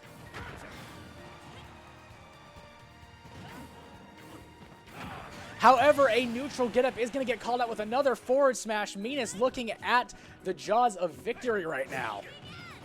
And that is going to be Ghost Sauce online for Minas. He thought he was strong now. He just got stronger.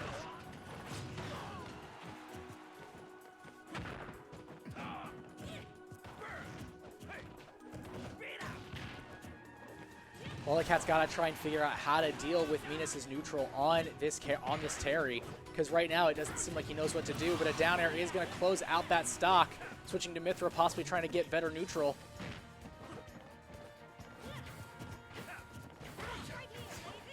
However, switching Mithra, throwing out a blazing end, going to be going to a down air, a down throw to forward air. Doesn't quite punish the whiff forward smash. Gets the down air, however, Venus techs it.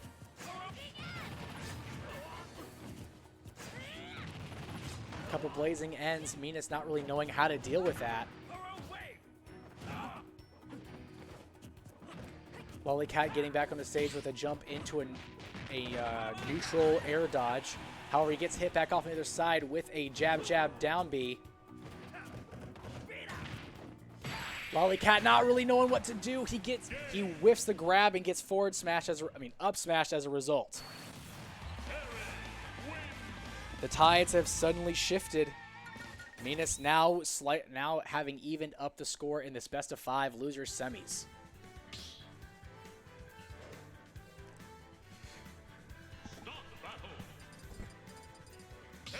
However, it looks like we're changing which fighter pass Lollycat's going to play on. We're going to his legendary hero, something he's had for quite the long time. It was one of his mains before he switched over to Incineroar / Pythra, and now it seems like he's bringing it back out. 3, 2, 1.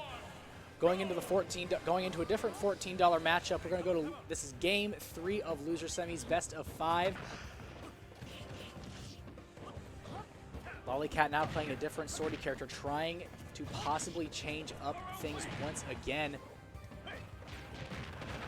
Venus rolling through that kaboom. Lollycat using some of these spells to try and create space. Throws out a Hatchet Man, doesn't quite connect. 69%, but if F-tilt's going to get Venus off him. Hocus Pocus for the heal, but it's not really going to matter if you keep getting hit.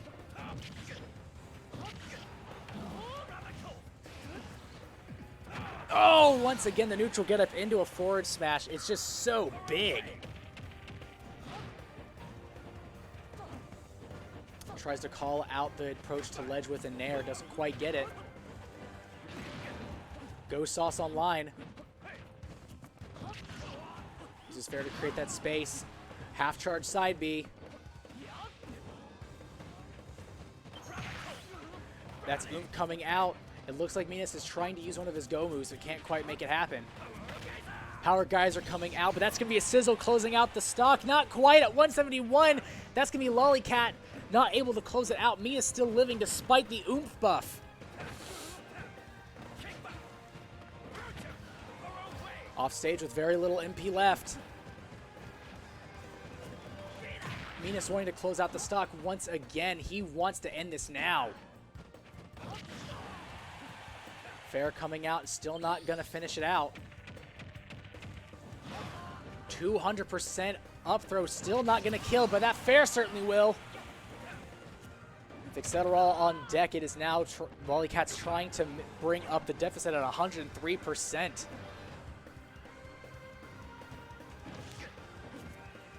Get up attack, gonna get Venus off of him.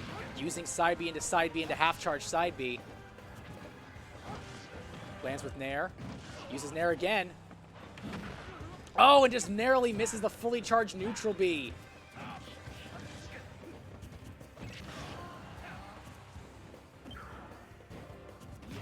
Ooh, and uses the neutral B instead of a fair to try and call out the descent. Ooh, narrowly dodges the up smash. Somehow barely managing to DI away from the death. It is now pretty much even. Stocks using a raw neutral B.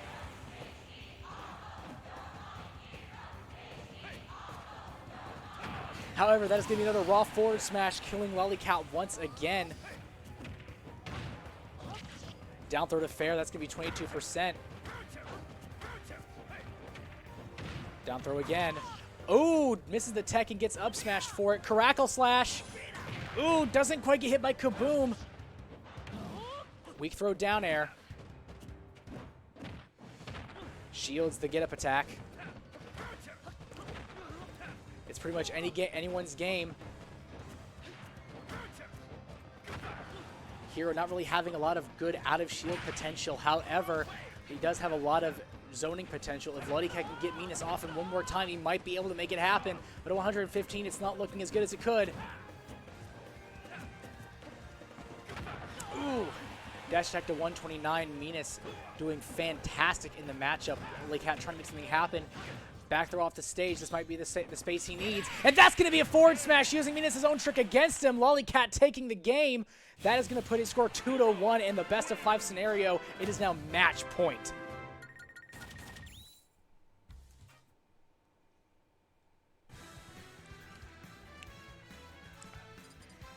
Venus once again selecting the counter pick stage, looking like it might be small battlefield. Indeed it is. We're going straight back to small battlefield. I wonder if the characters will remain the same. Lollycat going back to Pithra, Venus back to Terry. It's possible that Lollycat just wanted to take some time and get to know Venus' habits on Terry before he tried to bring it out with his actual main. Going into game 4, match point for Lollycat. Lollycat could take the entire set right here. Odin with a taunt once again.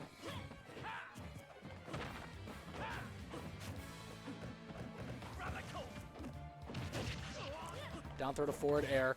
However, it's not going to quite connect. Instead, it looks like Venus is doing surprisingly well trying to get back down once again.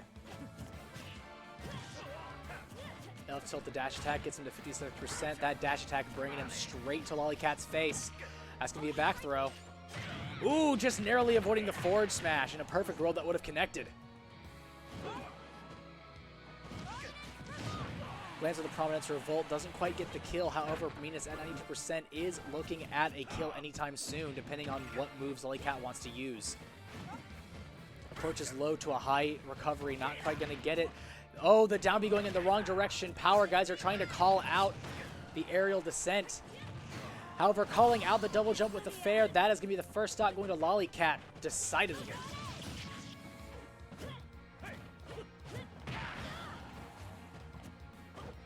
Acting out of shield with an up smash. Oh, that's going to be 38% from 2 side Bs on Mithra. Not quite getting the punish on Chromodust with that down smash. Up tilt to Nair, that's going to be 68%.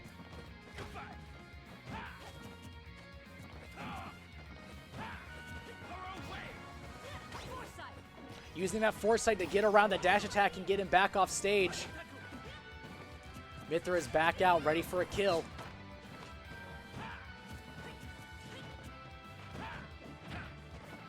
Ooh, but calls out an air dodge with a forward smash. That's going to be Venus taking the first stock. However, he is at a deficit of 97%. He's got to make something happen soon. Go Sauce Online, this could be how it starts.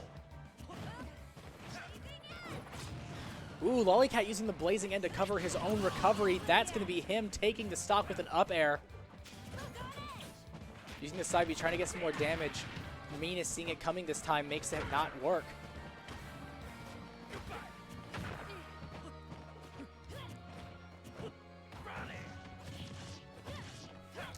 Acting out of shield with a Nair. Venus trying to get some more damage on Lollycat, who has 2 stocks right now. Match point. Venus on what could easily be his last tournament stock. Lollycat at 110% on the Mithra. Lands and then rolls away. That's an F-tilt. Calls out the neutral, get up with the grab, and calls a jump to ledge with the fair. That's going to be Lollycat taking it 3-1. The power of the Aegis indeed. I feel like I said that exact thing in the last Lollycat vs. Venus set. Alrighty, well, we'll be right back once we get our next set started. We'll see y'all in a few.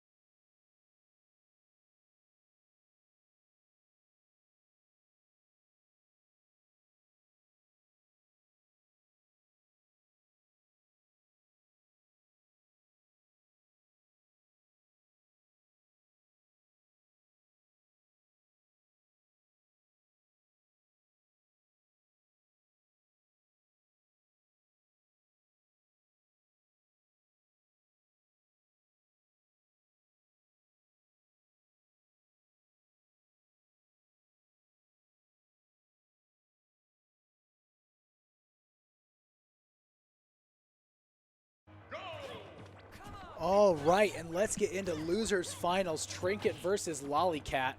Lollycat fresh off of a fantastic set against Minas. Trinket, who just got knocked into losers by Arctonox. Both of these people want their spot in grand finals, possibly for a run back with Arctonox or just to take them on.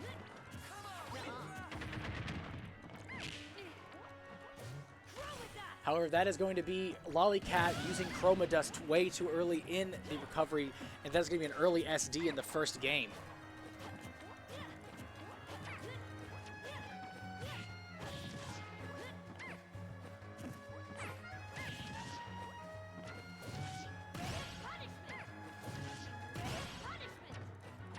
Using Ray of Punishment to cover recovery multiple times. Chroma Dust, however, whiffing and getting punished by 2 down airs.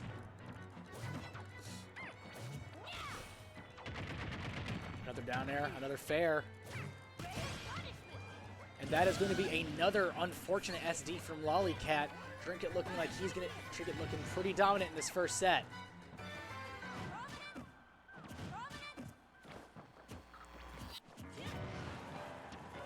Trinket with the advantage, able to just walk away from the Prominence Revolt shenanigans.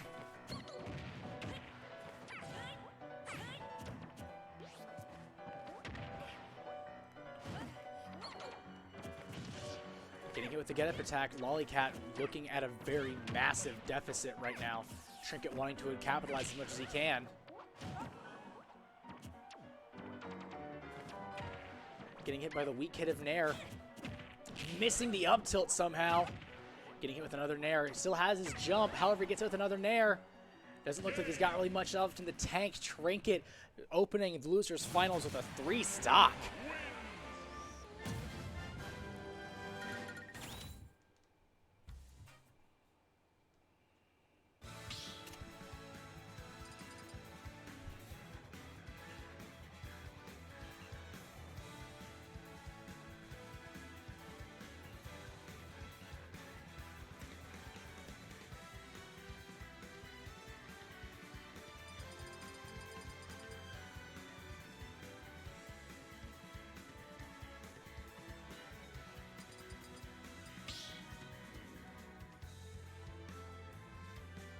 Stop battle. Jigglypuff. Looks like Lollycat's kind of in a pensive state, doesn't really know what to do with Pyramithra. Decides to go for the Lynx, something that he also had way back when. 3, 2, 1, go!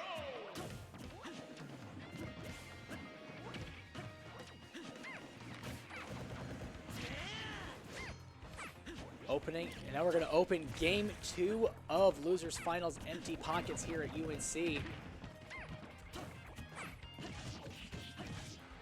So far, Lollycat has a much more dominant situation, using the items to keep Trinket out in the same way that Arctonox would use his fares.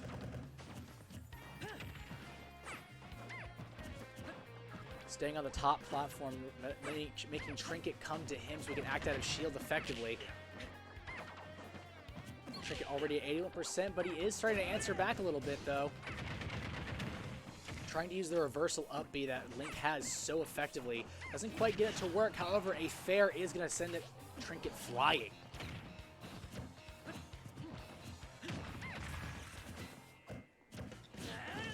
Up smash out of shield, going to take Trinket's first stock at 114. Lollycat with the now lead.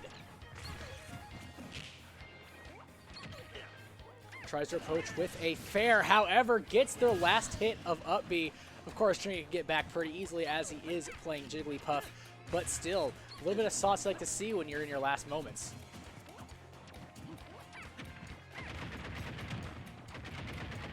Opening with some down airs, that's some fairs.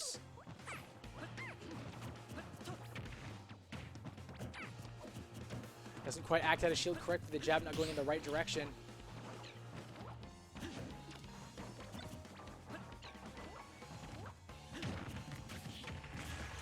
Ooh, uses the boomerang and the arrow to hit that bomb into Trinket. Tries to use an F tilt, gets punished for it. Now at 73%, trying to use that Nair. Tries to hit that reverse up. He doesn't quite get the last hit. Gets punished for it. But a fair is going to send Trinket to 69%. Get up attack to get back safely.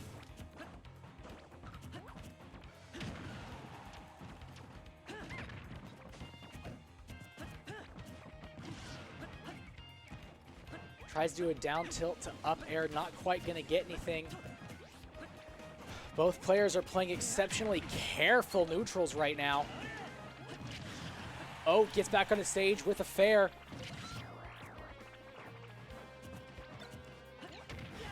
Ooh, jumps back on the stage, might not have, does not get the bomb recovery, and that is going to be an unfortunate SD to close out the second stock. However, an up B at a shield is going to close out Trinket's stock. It's now a 1-to-1 stock.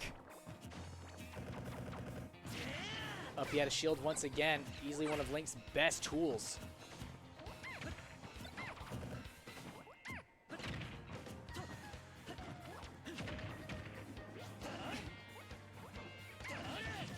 Ooh, jumps off the ledge to use an up B. Doesn't quite get the last hit, however, still saucy.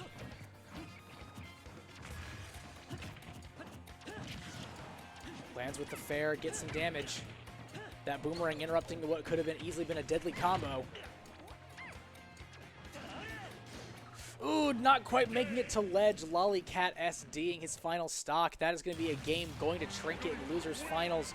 Trinket one game away from the run back against Arctonox.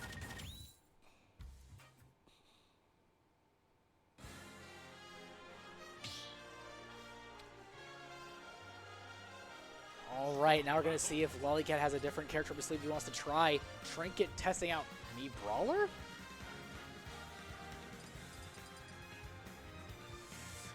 Lollycat going for the tried and true Incineroar.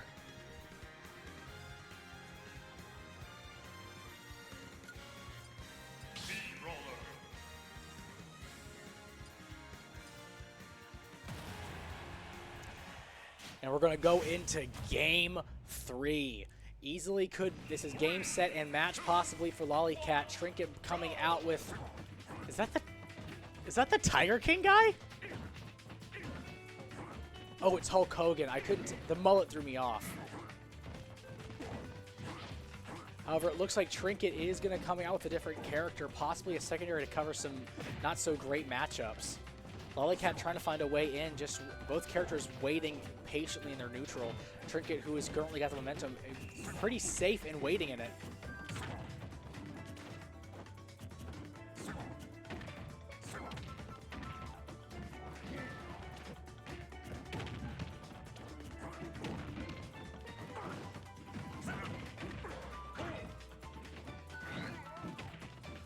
Both players are currently just playing on the ledge right now. Lollycat is 60%, trying to get back on the ledge safely.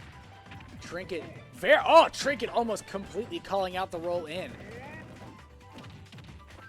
Lollycat with the back throw. One of the best in the game.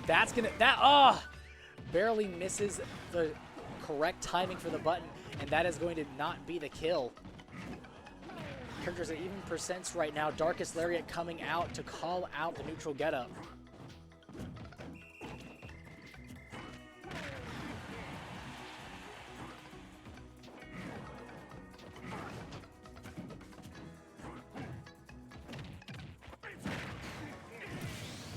That is going to be Lollycat with the first stock being taken.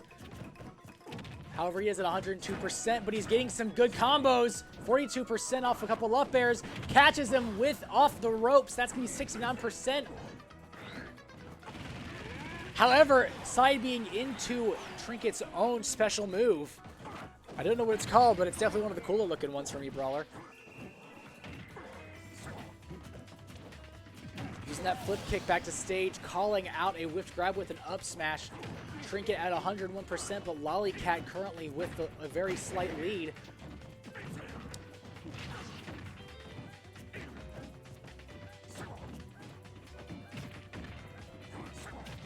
Both characters just kind of throwing out their neutral right now. Getting off the ropes, not quite going to kill Trinket just yet, who's able to recover effectively. However, a back air out of neutral is going to close out that stock. Revenge on the back air, rolls away to escape the forward smash.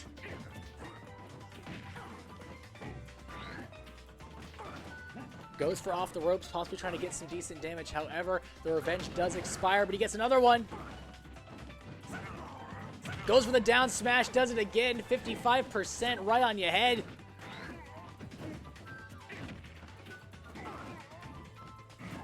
Trinket getting back to ledge. Lollycat punishing an up air.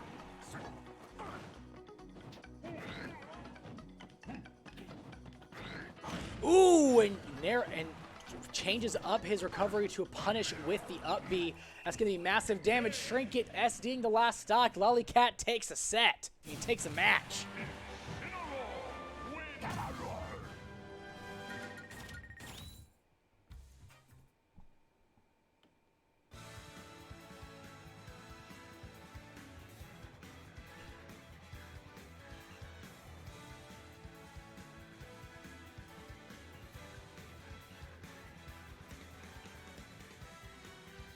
I am curious to see how it is going to move forward, as both players have shown that they can show out with their secondaries. Lollycat might stay on the Incineroar. Trinket is going to go back to the Jigglypuff Link back. Lollycat back to the Link.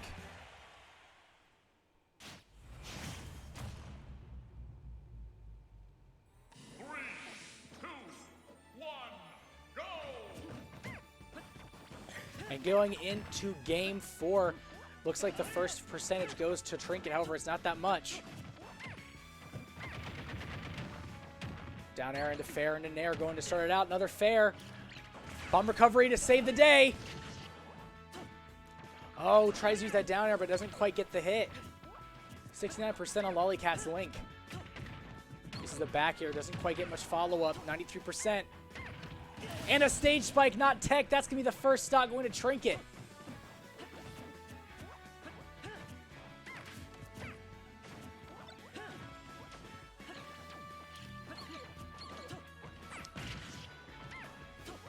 Lollycat already having lost the Blade Beam, getting forward thrown off.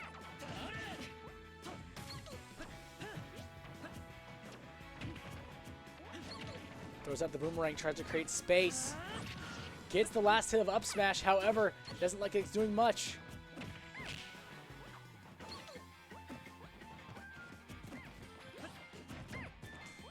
Doesn't get the punish for the roll. Lands with Nair once again, but gets punished with an arrow of Trinket's own. Ooh, calling out a Nair with an up B out of shield. Not quite going to get the kill, but still damage nonetheless. Gets a hit on down air. Footstool.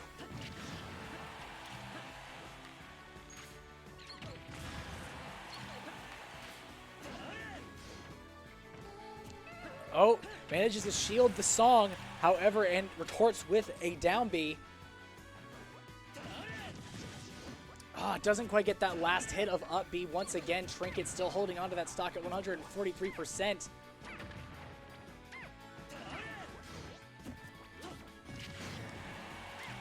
Down air still not killing somehow at 161. Trinket is looking fantastic in this and what could easily be the last match of the set. Gets the song off. Goes for the forward smash and kills with it just to be safe. Trinket still at Trinket at 161% on this last stock.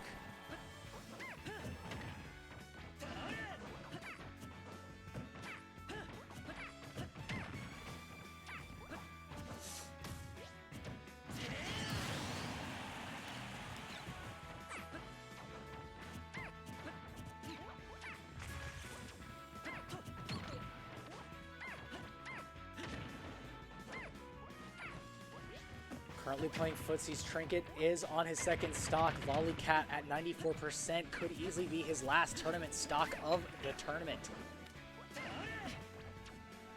Gets back to ledge, get up attack to get back.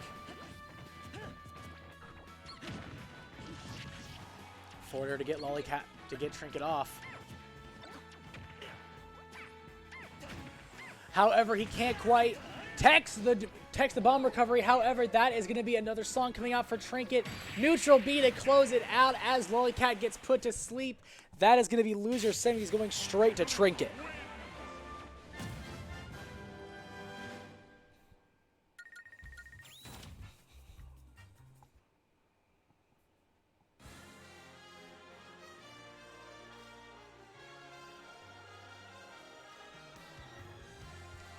All right, give us 1 second as Grand Finals get set up. We'll be right back, folks.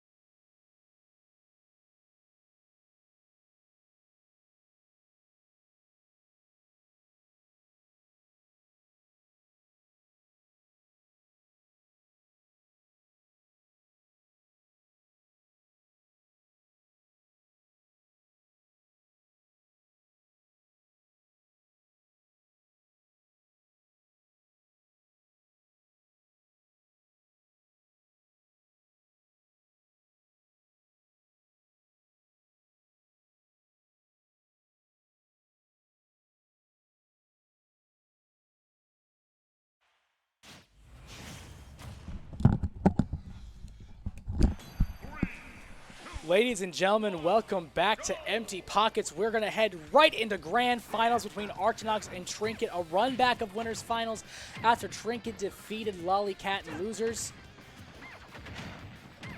As you saw back in Winners Finals, you knew that Trinket was no stranger to possibly taking things over Archinox. However, Archinox is really good at taking things back at that last second, really good at creating space against Trinket and his aerial shenanigans.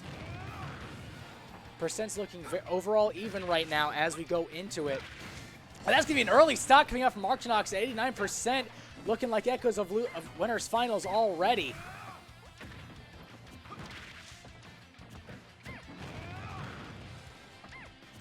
Trinket already at 32% on the second stock. Archinox firing off uppies out of shields like it's nobody's business. Shields the song completely and hits him with a forward smash. Once again with the up B out of shield. Looks like it's like the main thing Archinox wants to use in this matchup. 82% already. One more hit, that's a lap in percent. Trinket with the back throw. Ooh, and the drift back to ledge after teching it. I'm loving to see it. However, calling out the recovery with a fair. That is going to be Trinket taking a stock. Archinox still at the lead, however, with downers like this, it may not last forever. And that's going to be Archinox with an SD at 50%. Trinket now suddenly in the lead. However, calling out the down air with an up B. Archinox trying to get back to the lead.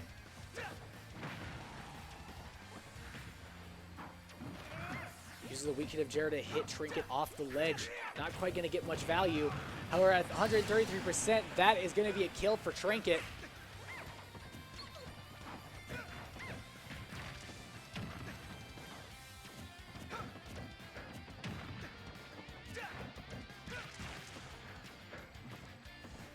%, on Trinket's last stock, 68 on Arctonox's.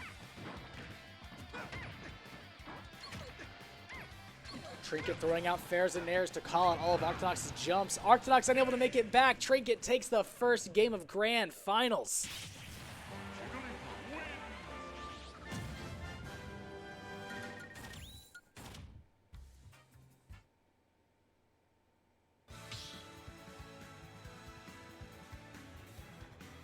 Stop battle.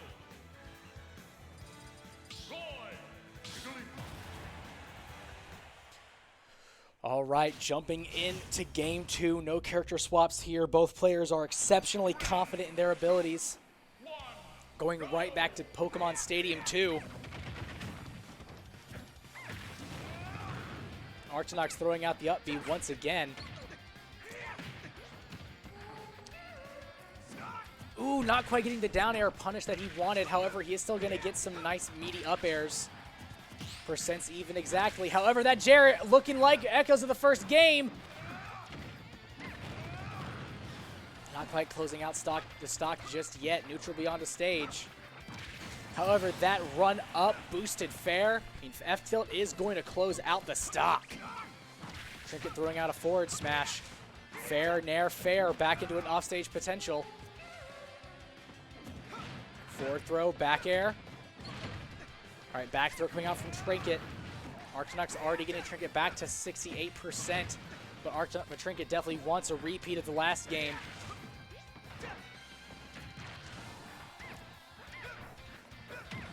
Ooh, back air possibly sending Arctonox careening off the stage, being forced to SD without a jump.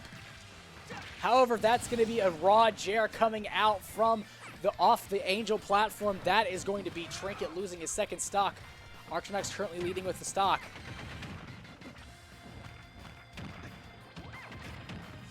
Ooh, calls out the missed tech with a down air. 50% on Arctonox second stock.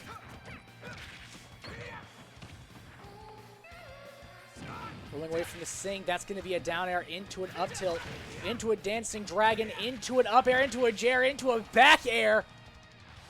Absolutely fantastic potential. However, misses the punish on the Sing, and that's going to be a rest, evening up the stocks. Ooh. That could have been a really bad punish if he didn't get back to stage properly. Up B out of shield once again. Arctonox definitely going to have a lot of up Bs.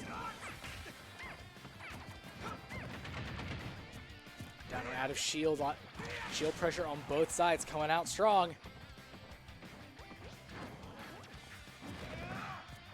Once again with the up B out of shield, Jeremy trying to punish Trinket any way he knows how. Sneaking it in the wrong direction, doesn't quite get the rest, and that's going to be Arctonox taking it from the jaws of what could have been another rest. Not an option.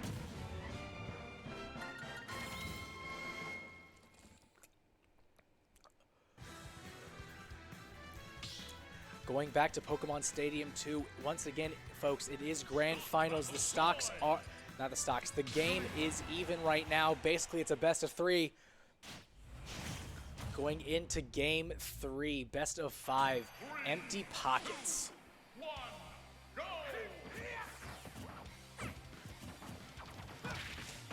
Doesn't quite get the punishment on the pound he probably wanted. However, 43% is nothing to scoff at.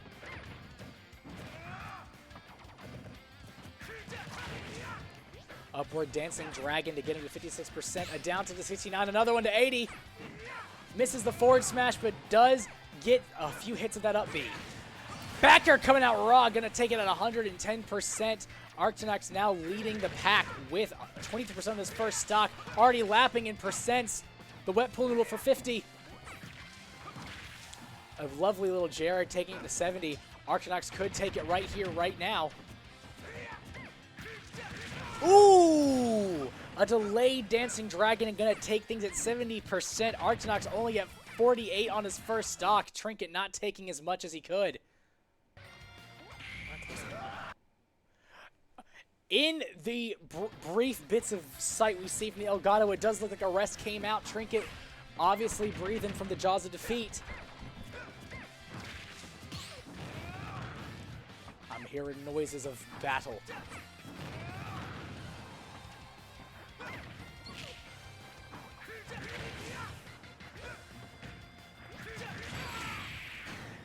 It sounds like we got a kill screen. However, it looks like Jeremy didn't quite close things out. Trinket still trying to make something happen in this game. However, it looks like that is going to be the game. And the winner is... Roy! And that is going to be 2 games for Archinox, match point in this grand finals of Empty Pockets.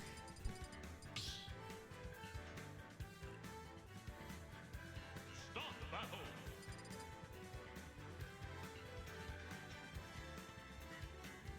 Roy.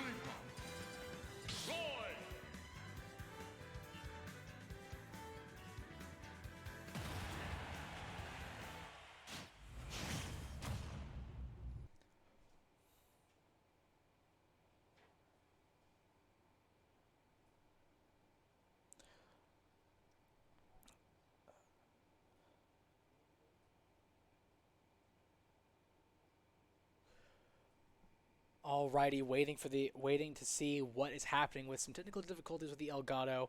Give us 1 second, folks.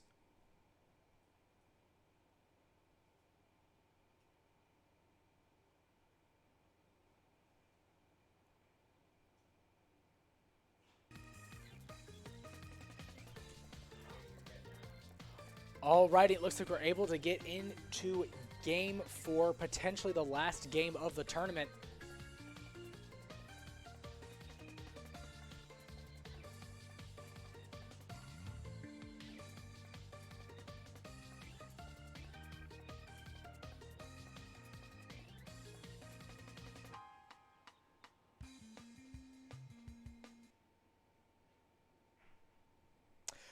All right, looks like we're dealing with some more technical difficulties. Folks, give us 1 second.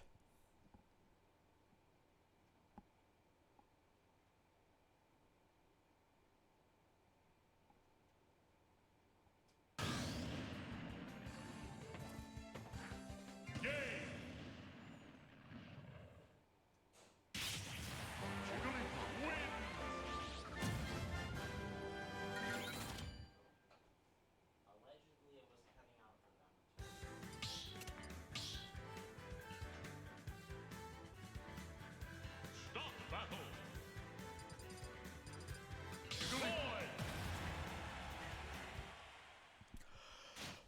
All right, technical difficulties are over. Let's get into game 4, potentially the last game of the entire tournament. Grand finals of Empty Pockets 1 here at UNC Chapel Hill. Oh, and it looks like we might get a really meaty edge guard to start off with. However, Magnet Hands for the win. That's going to be a retort of 30% despite what could have easily been a terrible SD.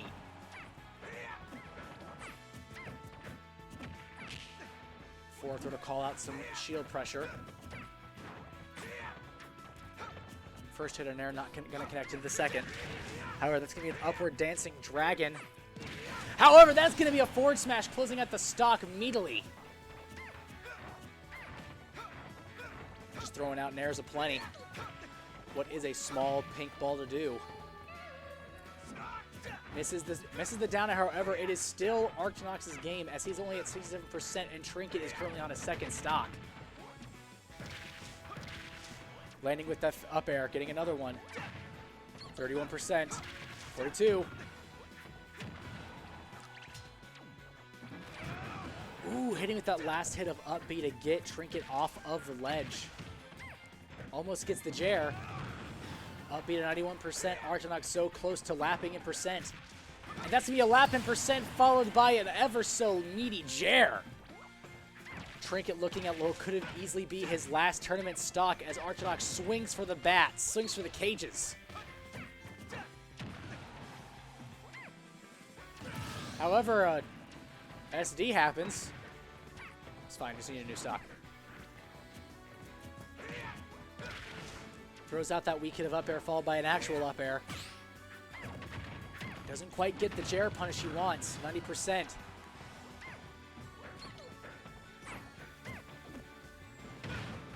Down throw, back into a disadvantage. Trinket trying to get back. 101, I think that's going to be a backer almost killing. That's going to be a forward smash to call it the neutral beat, and Octonox takes Empty Pockets 1 at UNC Chapel Hill, 3-1 against Trinket. And that is the end of your tournament, folks.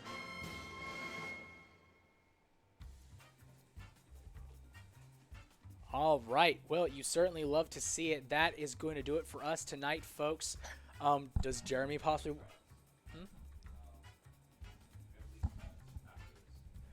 However, folks, do stay tuned after I get off the set. We are going to have day 3 of our League of Legends tryouts here at UNC Chapel Hill, trying out for, I'm assuming, the UNC varsity and junior varsity.